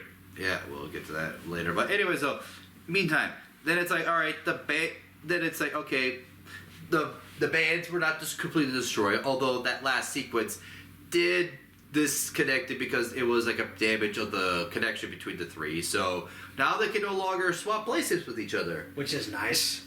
But then they realize if we don't close this portal, the two realities might collide with each other. Which could cause severe damage. So Monica had the plan of, okay, you have to close it from the inside or whatever it's like breaking out of. And then eventually she like gets these like powers from both the bands and Ms. Marvel and Captain Marvel, and to like this photon light energy. She goes to the other side and starts to close it from the inside, or from the other side starts to close it basically. Kind of like if you were slapping something like a tape basically over like a water leakage basically. Yeah, because so you had to just to make sure the damage, because it's breaking out through that way, so you have to kind of like push it back this way. Push it back on the other side. But this is actually a scene that I had a bit of an issue with, because this is actually copying something from X-Men 2. At the end of X-Men 2, like, there's this big flood, and it's going to basically destroy the X-Jet and everybody on it. Yep. But then Jean Grey goes out. She's, like, pushing the water away. Yep. And then she's, like, lifting the jet up. Yep. And then she communicates to Charles Xavier, I know what I'm doing. This is the right way. And then she sacrifices herself. Yep. That's literally what this scene is. And some have criticized that scene. How come Jean Grey doesn't, like, float up while pushing the water back and, like, lifting the X-Jet at the same time? That could realize her full potential. Yeah. Because Jean Grey could have survived. But no, we have to have a sacrifice, which, again, leads into X-Men 3. Yeah. And so, basically, with this scene, I was like, Monica could stay in her reality and use energy hooks to, like, pull the ends and then just, like, pull it over without going to the other reality. Yeah, but it's almost like you're trying to, like, that idea is like trying to repair the damage of the leakage, but from inside the pipe, though. I guess, but maybe, like, okay, so basically she's basically pulling the stuff back with the hook beams. Yeah. And then you could have, like, either Captain Marvel, but not Ms. Marvel. You could have Captain Marvel, like, use her powers to fuse that stuff together, kind of like if you were, like, using one of these devices and you're like... And then like it's so stuck that it can't break. What's the term for that again? I forget what it is. Yeah, but anyways though, but it's like, but again though, if you're trying to, the way that she was doing, it's just kind of like pushing everything back in. But it's like, okay, but you have to do that from like the other side of pushing everything in, basically. What I was trying to say is, like, let's say there's a crack in the metal, right? Yep. And after Monica, like, pulls the pieces back together, then, like, Captain Marvel uses her powers, and it's like fixing a crack on metal, and you, like... Yep. And then it, like, seals it up and solidifies it. Yeah, but at the same time, I mean... Because you still have to get the one crack left, or the one piece that's already broken apart, and it's like, well, how are you going to get it when you're already on one side, and that piece could be anywhere, though, on the other side. In this case, when she's on the other side, she can grab all the pieces, even if it's not seen from the other side, and starts, putting it back together. And I kind of figured that was going to be happening. I'm like, oh, I know what you're going to do. You're going to go to the other side and start repairing it, and because of that, you're going to get stuck on the other side. And then she realized, and then Captain Marvel was like, okay, you can come back down. And Monica was like, nope, I have to do this. And it's like, and then she just bolted into the race to try to get to, Monica right before the gate, the other side closes. But it's too little, too late. Yeah, and so basically, the entire scene is basically one has to go to the other side to close this, and the other's got to stay behind. Yep, but the other two that were staying behind didn't realize that was her intention, and then it was like, bolt to try to stop her from doing it, and it was too little, too late. Yeah, pretty much.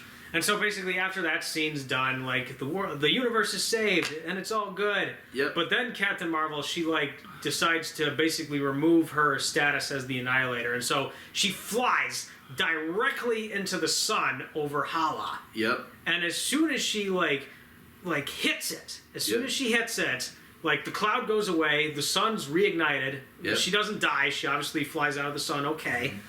And so basically that saves that world. Yep. And then we get back to Earth, or in this case, Louisiana.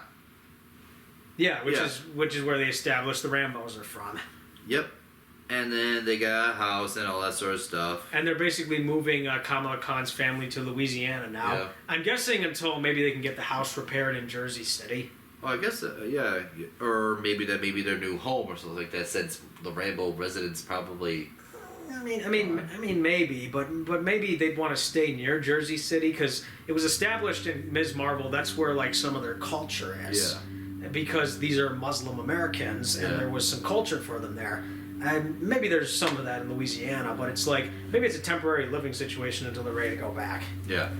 And then Miss Marvel had an idea, and it's like, what idea do you have in mind? And then that's when we get to one of the two. Well, actually, they go into this plane, this kind of small plane. Yep. And they're kind of talking and Yep. trying to be friendly with each other, and then Ms. Marvel gets this idea to do something really interesting, and this is where the first big scene out of the two that occur. But I do need to point out that this scene is a direct remake of what we saw at the end of Iron Man, mixed with a little bit of what we saw at the end of the Incredible Hulk. Yeah. In this case, we get reintroduced to the successor to Hawkeye. That would be Kate Bishop, and as soon as I saw her, I'm like, Kate Bishop? Yeah, because I literally blurted that out in the theater. I was like, Kate Bishop? yeah, it's like you and somebody else too, because it's like you see the bow and arrow, and it's like, oh, her, and it's like, wait, her, and it's like, yep, Kate, and it's like Kate Bishop, and it's like, who are you? Well, actually, I don't think Hawkeye's necessarily done, because he's still around. It's I kind of want to see him still, mentoring Kate Bishop and teaching her his ways. Yeah, but she is the successor to Hawkeye, though.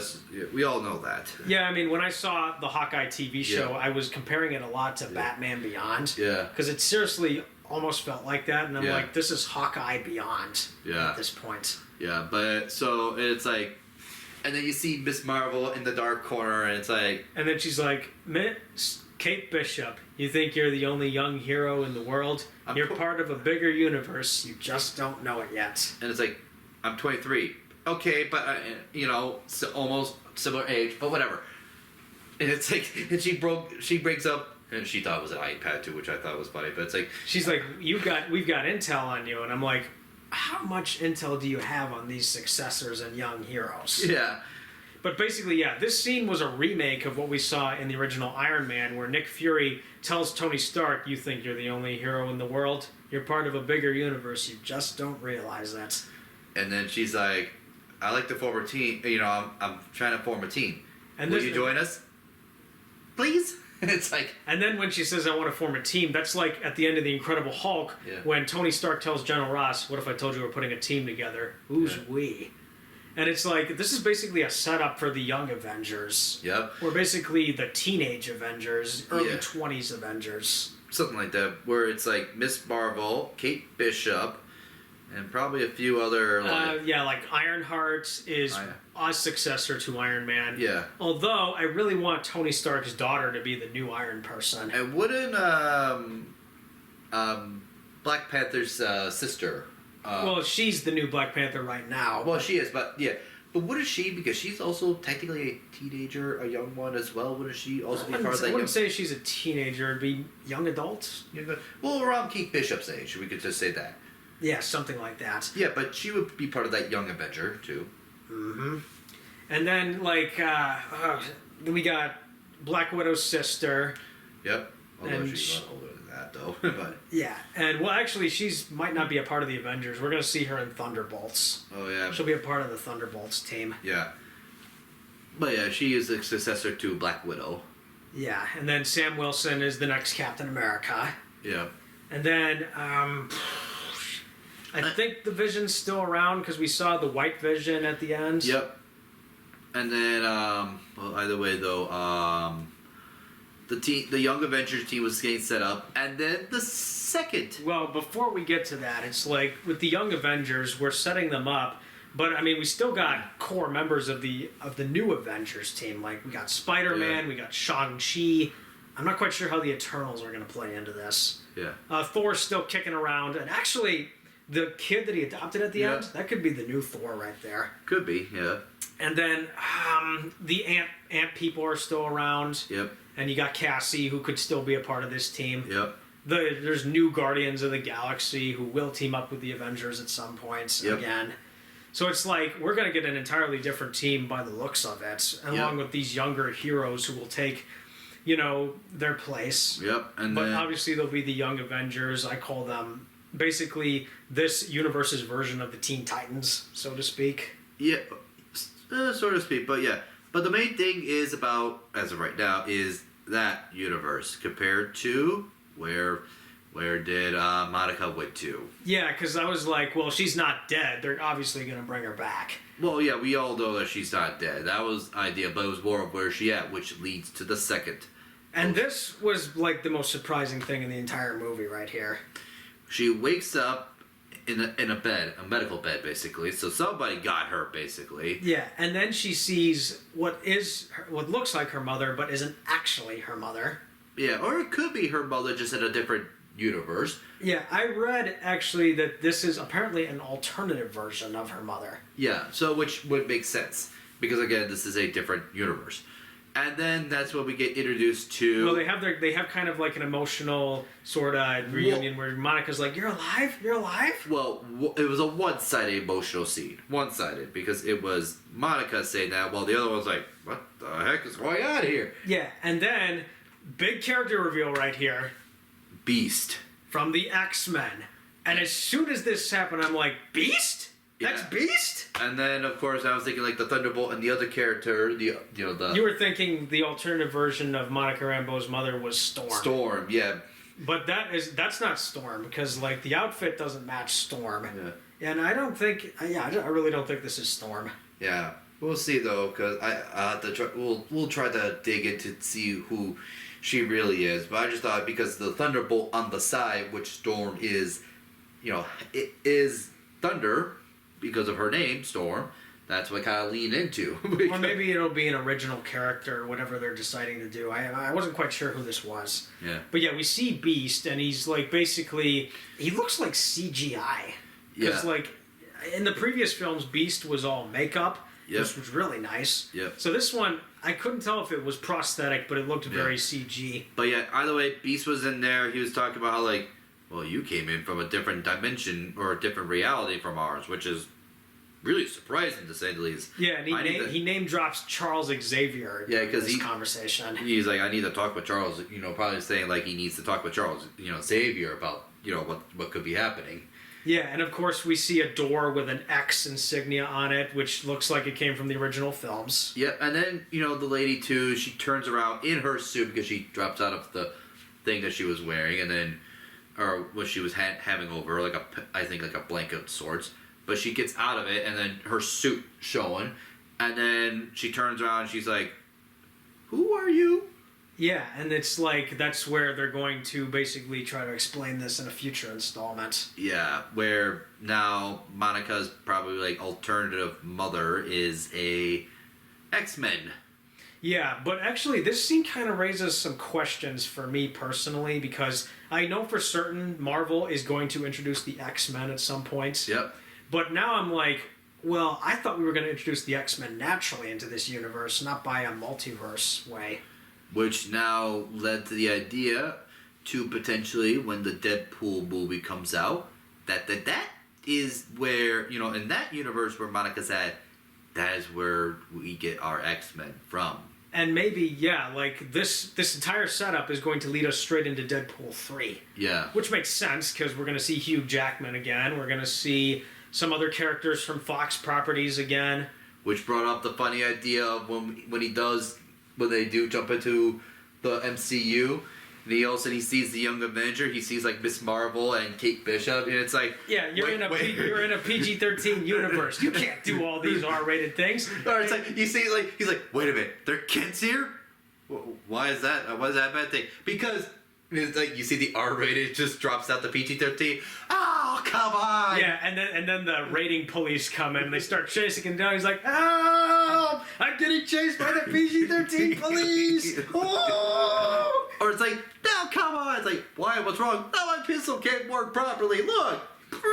And you can't curse in these movies. You can't make lewd jokes. You can't get bloody and violent. But Deadpool's like, that's part of my character! That's part of my character! We have kids in the film! Like, look at it! I know, and that's the problem! Yeah, they could seriously go down that route if they wanted to.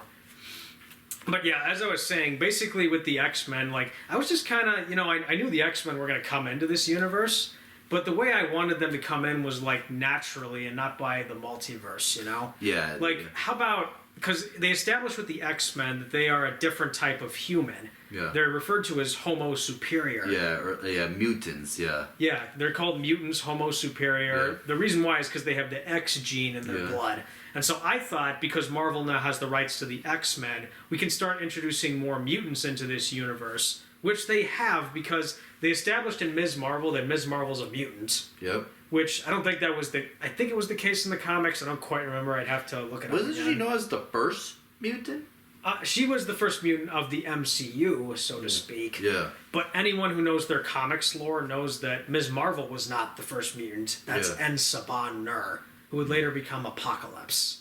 Oh, that's right, yeah. From X-Men Apocalypse. Yep, that's right. Apocalypse was the first mutant. That's and right. any comic fan knows that he's the first mutant. Yeah.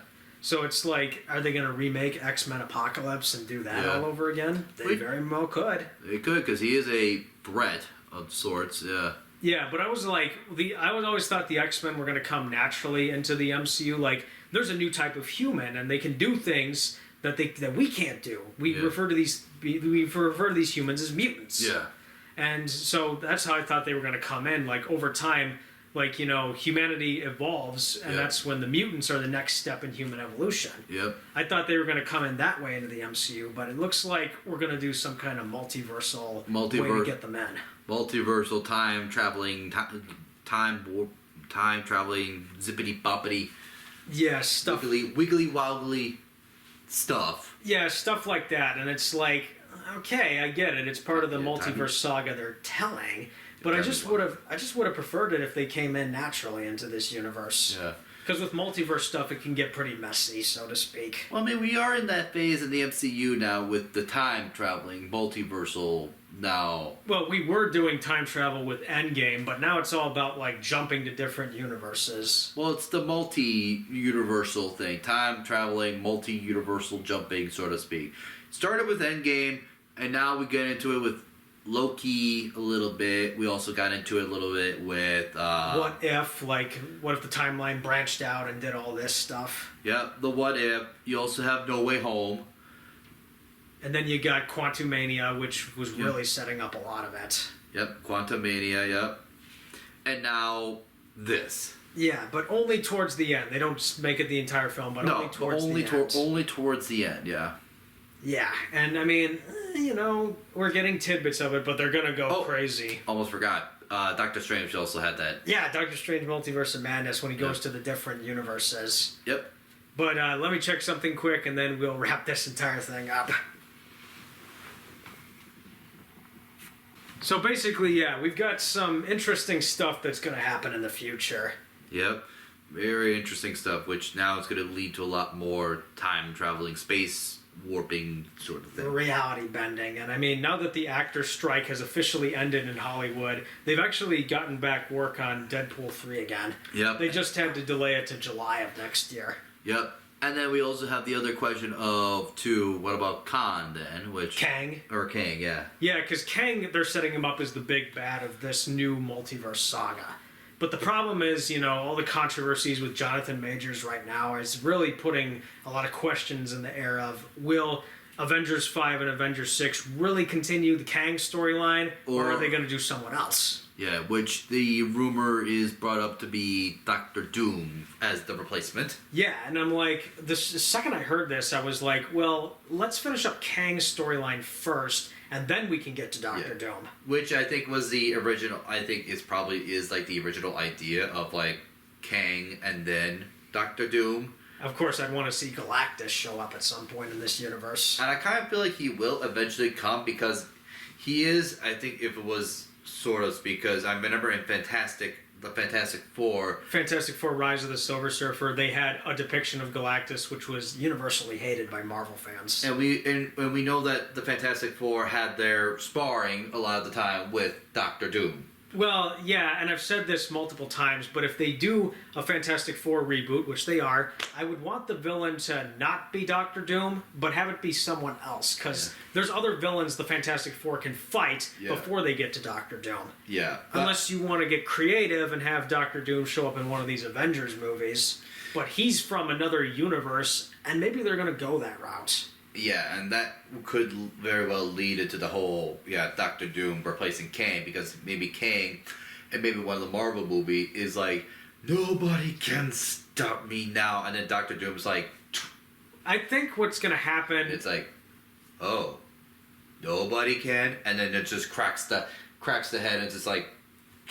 Could be that, but one theory I have, it's probably not going to come true, but maybe Avengers 5, which is called the Kang Dynasty, it's going to be all about Kang and his variants, that entire council of Kangs that we saw at the end of Quantumania. Yep. And so that movie will be about him, and then by the time Secret Wars comes around, like, Kang's and his variants are defeated, but then, basically, he's trying to rebuild his power, and then Doctor Doom comes in from another universe, and then he challenges Kang to a fight, and then kills Kang and pretty much all the other variants, because Doctor Doom is a master of sorcery and science. Yep. And or maybe Doctor Doom steals the powers of other powerful beings, and then that's how he defeats all the Kangs. I can imagine that maybe Secret Wars or something like that, if it comes down to it. If Kang's maybe all the other new Avengers, the young ones, they are getting defeated by Kang because he is getting powerful. But then the final battle is Doctor Doom in a surprising turn of events. It could be that, and then they might bring in because Kevin Feige confirmed any Marvel production that's not the MCU is now a part of the multiverse. Yeah. But I would like to where it was Doctor Doom versus Kang, and Doom wins it, which after I would say he kills Kang, then all of a sudden all the other Kang is eliminated, and then the Avengers, the young Avengers, and everybody else gets freed, or what the heck? And it's Doctor Doom looks at them I'll deal with you guys later. It could be that, but I'm not quite sure what they have planned. And it's rest up now, heroes. You have no business to fight me right now after your conditions. I'll deal with you later. And then he goes away and just warps away. That could be the case. And then they're do we have a bigger villain now to fight? It's that could be the case. Or maybe they're going to have it be the post-credit of Avengers 5, and that'll lead straight into Avengers 6, where the beginning of Secret Wars is basically Doctor Doom, and he basically kills Kang and all the other variants. Yep, and then, it's that's the final fight is Kang and Doctor Doom, and then the Young Avengers are they get there, or they're what the heck happened? And they all of a sudden they realize Kang has been defeated or killed, but not by one of them, it's by someone even worse. Yeah, and it's Doctor Doom, and it's you came in here too little too late, and you have no strength to fight left. I have no business with you, and for the time being. And then he leaves, and then it's just oh crap, we got somebody worse now. That could be the case, but I've also heard that Avengers: Secret Wars could potentially reboot the entire MCU. Yeah. Like that's what I've heard. So really, it's like it's going to be kind of like the Flash, where the Flash reboots everything. Yeah. And now Superman Legacy is the start of the new universe. Yeah. So it's like Avengers: Secret Wars will be the ending of this universe. But what's Marvel going to do for the second universe? Yeah. Because it's like they've told pretty much a large story. It's like where else could they potentially go? Yeah. And I've also heard a rumor they might bring back the original Avengers because basically people are not finding these new characters all that popular. Yeah. But I have no idea what they got planned. But if they have something crazy planned, I don't know what it's going to be. But I'm ready for anything, I guess. Yeah. It'll probably have to be ending up where Doctor Doom is probably victorious, and maybe he resets the timeline a little bit. Or he like causes all the realities to collide, and then there's a big reset.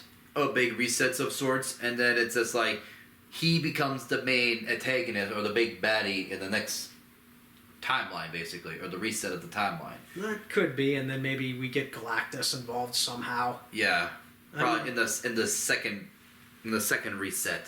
Yeah, but it's like it's only a matter of time before the MCU like completely runs out of steam, and they just have to like end the franchise, you know? Yeah. Because I don't know if this can go on forever. It kind of feels like the Galactus sort of thing will have to be its last hurrah, and then it's just like, well, what other bigger villains you have to go through? Oh, no, there might be someone else. Like, there's probably big X-Men villains. There's probably even more powerful beings that we don't know about yet. Yeah. But I'm just thinking, like, Galactus seems like the, you know, because after Doctor Doom, it would be Galactus in terms of, like the big, you know, Marvel villains. And it's just like, after all the other Marvel villains we have seen and fought and stuff like that, it's like, Doom and Galactus seems like the last big name villains out of the Marvels. And it's like, well, what's next? Yeah, there's probably someone else, but I'm not quite up to date on all the big, powerful villains in Marvel. So you never know what they could do, but the only one I could think of is probably doing another revitalization of Jean Grey or Jean Grey. We could have her be the Dark Phoenix again. Yeah. But this time do Dark Phoenix right because they've screwed up a couple times with that. Yeah. But you never know where this is gonna go. But I just I'm like, well, this franchise might not go on forever. They have to end it at some point. They do. Yeah. But they need to deliver an ending that will be very satisfactory, because if they don't deliver a satisfactory ending, I'm just going to walk away feeling like I dedicated nearly 2 decades to this, and this is what we get. Yeah. So that'll be something. Yeah. But yeah, upcoming Marvel stuff obviously is Deadpool 3, which that'll be interesting to see, because they're shaping this up to be the biggest of the Deadpool movies. Yeah. With Hugh Jackman and whatever else they got planned. Mm-hmm.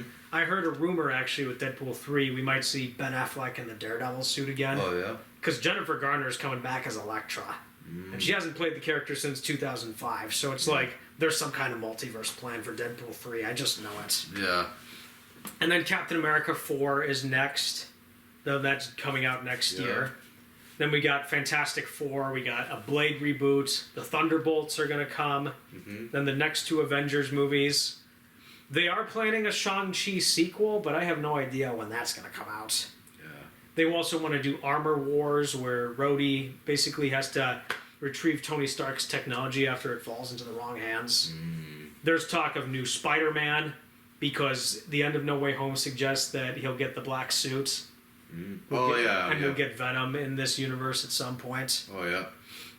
Which, by the way, you know how like there's gonna be a ton of multiverse stuff in Avengers 5 and 6. Yep. They might as well collide the Sony Marvel films with this universe. Oh yeah. They might as well do that because it's established the 2 are somehow connected. Yeah. I could totally see a big crossover going on here. Oh yeah, definitely. But it's like Kevin Feige's also confirmed like every Marvel production that's not MCU is a part of the multiverse. Yeah. The problem I have with that though is like I would just prefer to keep everything separate. And do the actors really want to come back and play these roles all over again? Yeah. Because I've mentioned this before that some of them wanted to move on, and others, came back and they had really good times with it.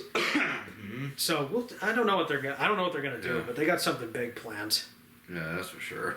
So yeah, there's a ton of big stuff coming, and I I think what might hurt this film a bit at the box office would be the superhero fatigue that's going on. Yeah. We have seen this happen already with DC. With Marvel, I mean, not necessarily. Like, I know people said Ant-Man 3 was a box office disappointment, but it still made something of a profit. Yeah. And Guardians 3 made a lot of money. I have Yeah. no idea how this is going to play out at the box office. Yeah, I kind of feel like it'd probably be like another disappointment, but I feel like what could save it is probably some people hinting or trying to hint out the ending of the movie, which is what we talked about, the last two scenes. Yeah, like that's the reason to go see this film, is those two post-credit scenes setting up some stuff. Yeah. But you got to sit through other material to get through that, and what we got was actually not that bad. Yeah. Like, this was actually kind of a breeze to sit through, because it was actually pretty short. Yeah. For what it's worth. It is pretty. It was pretty short for 105 minutes long. Yeah, and I mean, the movie didn't overstay its welcome. It it felt paced just fine, and the scenes played as naturally as they did. Yep. And I mean, I just like that the people behind this film, they at least listened to the criticisms of Captain Marvel, Ms. Marvel, and we're basically like, okay, those weren't that great. Let's get back on the highway here and deliver something entertaining.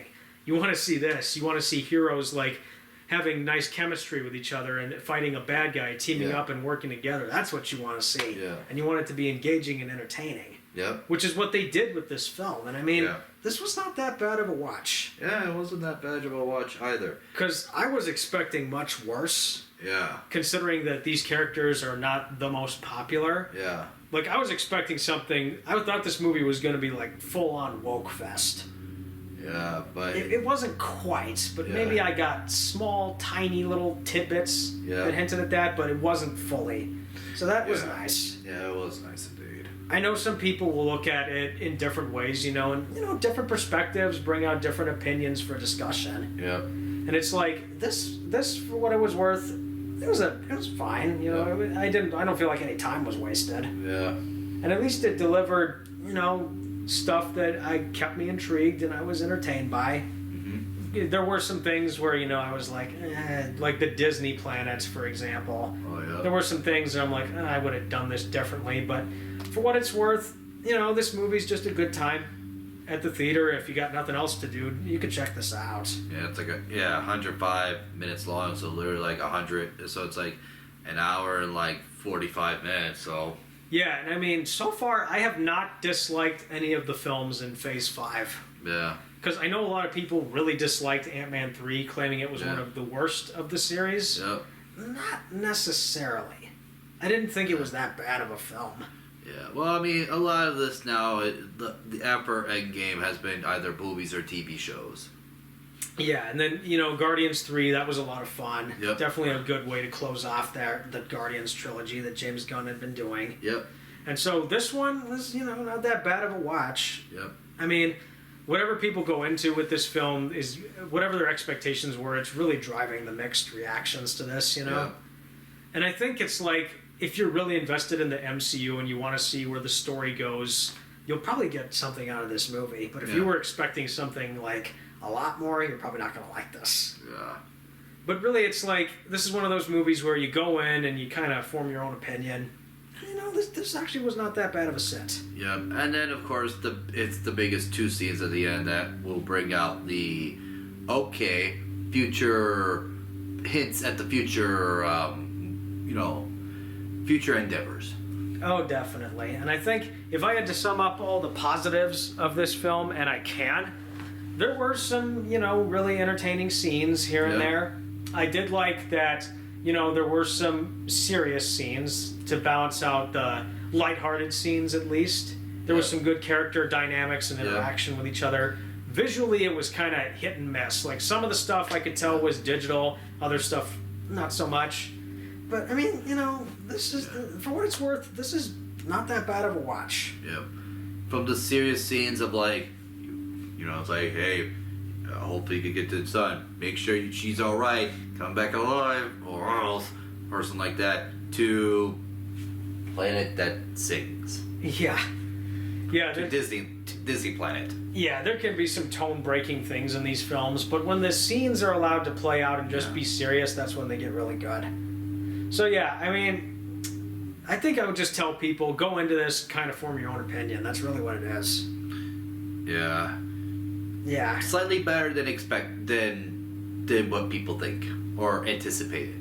Yeah, and it's like, whatever you're expecting is your expectations, and that's completely on your own. Yep. But, you know, there's nothing else out at the moment. Just give this a watch. It's actually not that bad. I mean, I where I'm coming from is like, if this film was an all-out comedy fest, like some of the other Marvel movies have been, or it took a storyline that I really love and they destroyed it completely, then I would be really angry with this. Yep. But, you know, I mean, this is not that kind of film. Yeah, no. This really is not that kind of movie. And I will say, for a female-fronted Marvel production, this was a lot better than She-Hulk. Yeah. Let's be honest with ourselves, because anything's better than She-Hulk. Well, again, that's setting the bar up high, though. I know it's setting the bar pretty high, but really... Or low. Because it's high would have been like high expectations, stuff like that. It's setting it at a low expectation because of how, we're saying like She-Hulk wasn't the greatest. Yeah, thanks for It's saying it's better. It's like, yeah. Thanks for the clarification on that. Yeah. Sorry, I got a little confused. But yeah, anything is better than She-Hulk because She-Hulk was literally the worst thing to come out of this franchise. And that's something I think a lot of people can agree with. Yeah. And again, that's setting the bar low, so... Yeah. But yeah, no, it is better. Again, I know it's not saying much just because the results of She-Hulk was... Well, the results were basically... the head writer of it was the writer of Pickle Rick, and I'm like, how do you go from Pickle Rick to this? Yeah. It's just so shocking. Yeah. But I think they gave her too much creative control, and this was the end result. Yeah. Now, if she had written the Marvels, it would have been really bad. Yeah. But thankfully, that is not the case. Yeah. At least we got something that, it was safe where it needed to be, it was serious where it needed to be, it was friendly where it needed to be, but it wasn't all that boring of a watch. Yeah. I know there's probably some people that are going to be really bored by this, but to each their own. Yeah. And like you said, with the two scenes at the end, they're setting up the really exciting stuff that's coming. Yep. One could look at this movie and basically the producers are going to be like, well, we basically had to get this out of the way before we could get to the really interesting stuff. Yeah. Because that's been the case with some of these Marvel films, where basically the producers are like, well, we had to get boring stuff out of the way before we got to the really interesting stuff. Yeah. And it looks like that process is repeating with these films, but, this was not that bad of a watch. Yeah. And I think, I'm going to stick around with this franchise a little longer because I do want to see how 5 and 6 of Avengers play out. Yeah, we'll see how they definitely do play out. Because I want them to be big. I want them to at least wrap up the Kang storyline in a way that feels very satisfying. Then we can get to Doctor Doom and whoever else is next. Yep. And we'll see how the rest of the TV shows play out. But for what it's worth, this was actually a pretty good time I had at the theater. Yep. I was expecting worse, and honestly, what I got was not that bad of a watch. Yeah.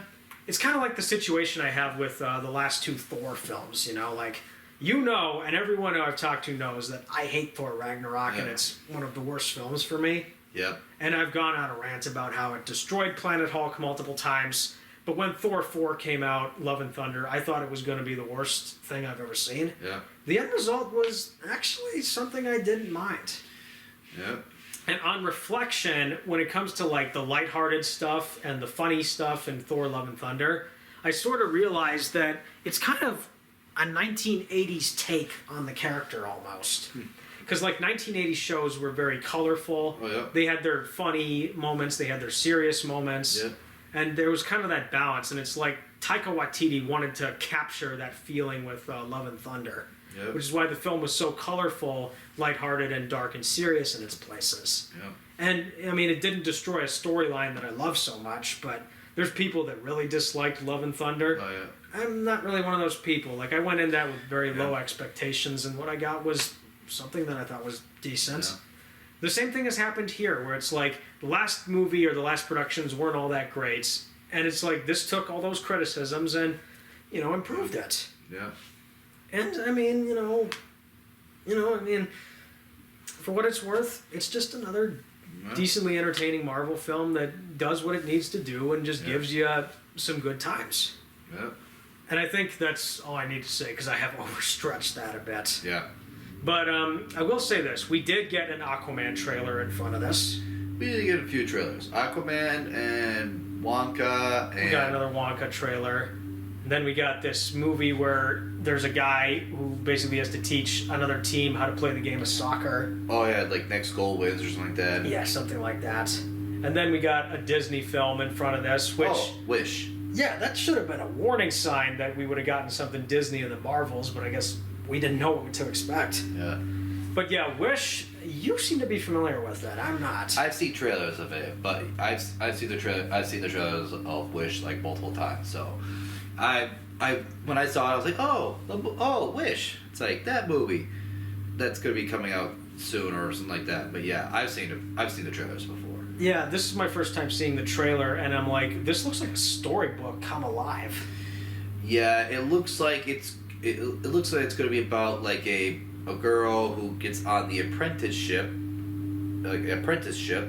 but realizes that the king, who is magical, that he has a sort of dark secrets where he is limiting the amount of people that gets their wish granted, and not everybody's or most people's wishes.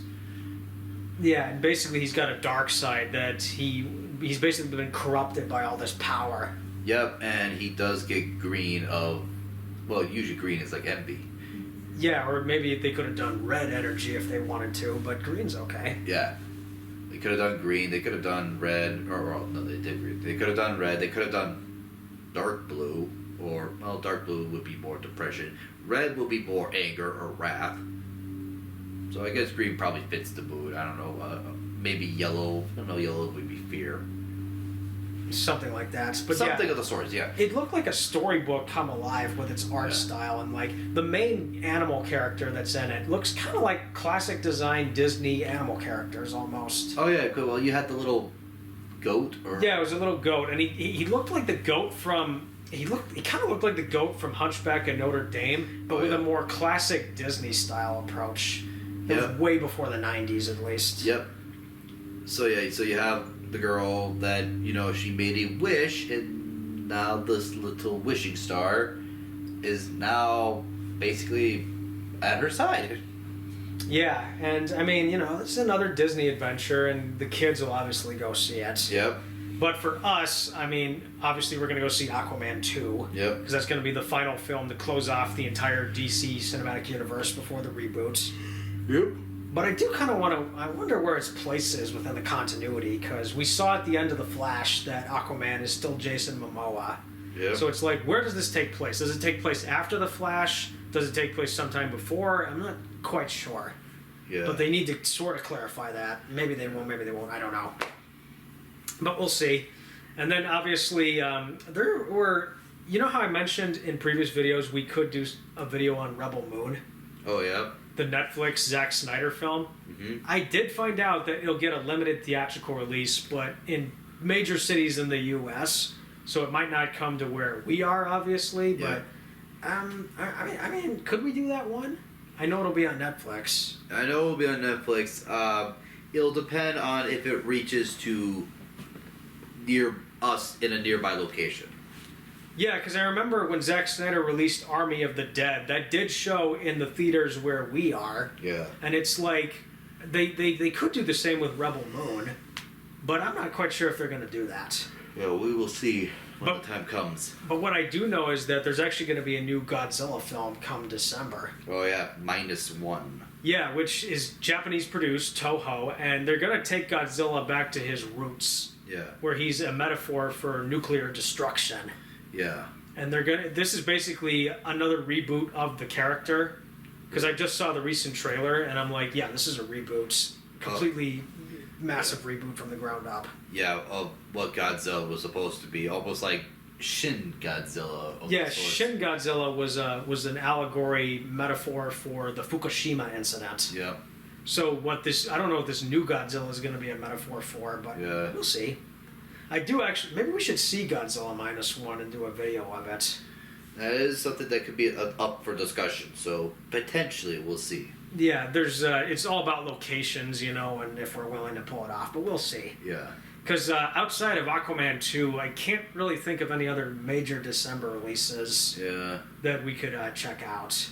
No, and Dune Part 2 got delayed too, all the way to March, Dune Part 2, so I really want to see how they finish up Dune, because when we walked out of the first Dune, we were like, it's the introduction to this universe. It's clearly a chapter 1, and we're going to get the conclusion with chapter 2. Yep. But if they adapt the rest of the Dune series, which they could do, that'd be nice to see how the story plays out. Yeah. But some people I've talked to have said the Dune story gets really weird as it goes along. Which, well, I'd like to remain pure for that, so we'll see how that goes. Yeah. And then, obviously, Godzilla x Kong is not till next year. Yep, which is going to be, looks like Kong and Godzilla versus the other giant gorilla. Yeah, the orangutan gorilla-looking thing. Which has lightning bolt abilities. Yeah, which is something that Kong had in the original Toho films. Yep. But I heard a rumor that either Space Godzilla or Biollante is going to be the villain of that. And if that's the case, well, Biollante I could see being the villain. Because the Hollow Earth had a very lush environment in it, mixed with all the rocks. Yep. So it's like, you could have Biollante show up, and that'd be a really nice villain. Because I saw fan arts of what she could look like in the Monsterverse. It looked really cool. What if that big orangutan and Space Godzilla team up against Godzilla and Kong? Basically the inverse King Kong and Godzilla. Versus the original Godzilla and King Kong. Well, they could do that, but it's like, how do they explain the origin of Space Godzilla in this film? Because in the Japanese films, basically Biollante was created when someone mixed Godzilla's DNA with plant and human DNA. At least I think it was human DNA, but it mostly plants and Godzilla's DNA. Yep. Then after Biollante was defeated, the particles were carried out by Mothra, I believe, into space. Yep. And then it fused, and then that's how Space Godzilla was created, but I'd have to rewatch those again. Well, in that regard, though, Mothra has been dead already, though. Yeah, in the Monsterverse, so they obviously can't do that. Yeah. But it's like, that was in the original continuity, so how they create Space Godzilla in this new continuity, if he shows up, they need a pretty darn good explanation. Yeah. They gotta come up with something. Yeah. But yeah, I mean, there's some big stuff along the horizon. We'll just kind of have to figure out if we'll see Godzilla. But Aquaman 2, I guarantee you, we will be there for that. Yep. The one problem though with Aquaman 2, it's very close to Christmas time. And obviously most of us, we have family plans and holiday plans, so we'll have to plan that one a little carefully. Yeah, we will. Because we had to do that with Avatar 2, we'll have to do it with Aquaman 2. Yep. And now that I mentioned Avatar, well, those got delayed because of the strike. Yep. And by the way, by the time Avatar 5 comes out in 2031, I'm going to be like 35 years old. Yeah. I did the math, and I'm like, wow. And then James Cameron has casted doubt on Avatar 6 and 7, because he did mention that. Yeah. He said, I'll be like 89 years old by the time that happens. I don't think I'm going to have the energy to do it. And I'm like, well, you could wrap it up with Avatar 5. Yeah. Because I was really looking forward to seeing Avatar 3 in 2024, but then it got delayed to 2025. And I'm like, I don't want to wait longer than that. Yeah. We waited long enough for Avatar 2. Yeah. Oh, gosh. I think the longer they keep delaying the movies, the more unlikely, the later movies would happen. Yeah, and of course they'll need to polish the visual effects. But from what I've heard with the Avatar sequels, 4 and 5 are going to take the action to Earth. So we might leave Pandora and go to Earth. That will be interesting. Yeah, and they've confirmed in Avatar 5 that Neytiri will visit Earth.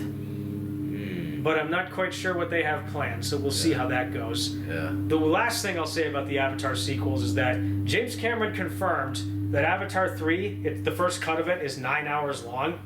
He wants to release the 9-hour cut to Disney Plus after the theatrical run of Avatar 3. Eesh, 9 hours. Eesh. I mean, I got through the Snyder cut in one sitting. I can't get through Avatar 3's 9-hour cut in one sitting. Yeah. But then again, that just tells me Avatar 3 is going to be a 3-hour film when they release it into the cinema. Yeah. Whatever they got planned, but Yeah. yeah. So yeah, that's our experience with the Marvels. And I would say, go see it. It's actually not that bad of a watch. Yep. But if you're one of those people that's really like burnt out with this franchise, you don't have to go see it if you don't want to. And whatever perspectives people have on it, you know, it's just that mixed reaction, you know, like people are gonna form whatever opinion they want on it. You'll just have to wait. You'll just have to wait at the ending. When the post-credit scene, the 2 ending scenes come out on YouTube. Yeah, and then like, you know, I've seen some videos already that people are saying the Marvels is worst point in the franchise or franchise low or this and that. And I'm like, no, that's not the case, because this franchise is extremely subjective. Yeah. Many people who have reviewed this franchise have very different perspectives on it. It's just something I notice a lot, you know? And it's kind of the thing with superhero cinema is like everyone's got different perspectives on it. The people that don't like it really don't like it. The people who enjoy it, like you, me and you, we really enjoy it and want to be there for the next chapter. Yeah. And it's like, you know, the more adventures we get, the more stuff we have to talk about. And I mean, you know, this was not that bad of a sit. Yeah. I mean, it did its job. It did its job, and at least being short and delivering a story that may not hit all the high notes, but did, you know, offer some good stuff when it needed to. So yeah, this was not that bad of a watch. Mm-hmm. And I know I got a little repetitive saying stuff like that, but that's just me. Yep. But anyway, I think for the next one, we'll talk about Godzilla, but Aquaman 2 is a guarantee. Yep. We will be there for that. Yep. And I don't know how that's going to go down, but we'll see. We'll see on Aquaman 2, because it looks big. It looks epic. I just want to see how this entire DC thing plays out. But anyway, we got to go now. So we've kind of stressed this for a while, but you have a good time, and we will be there for our next adventure, Godzilla or Aquaman, whatever we decide. Yep. But whatever we decide, we will be there, and it'll be the same channel, same time, and okay, I just got to wrap this up. This has been going on too long. But anyway, have a good time. Yep.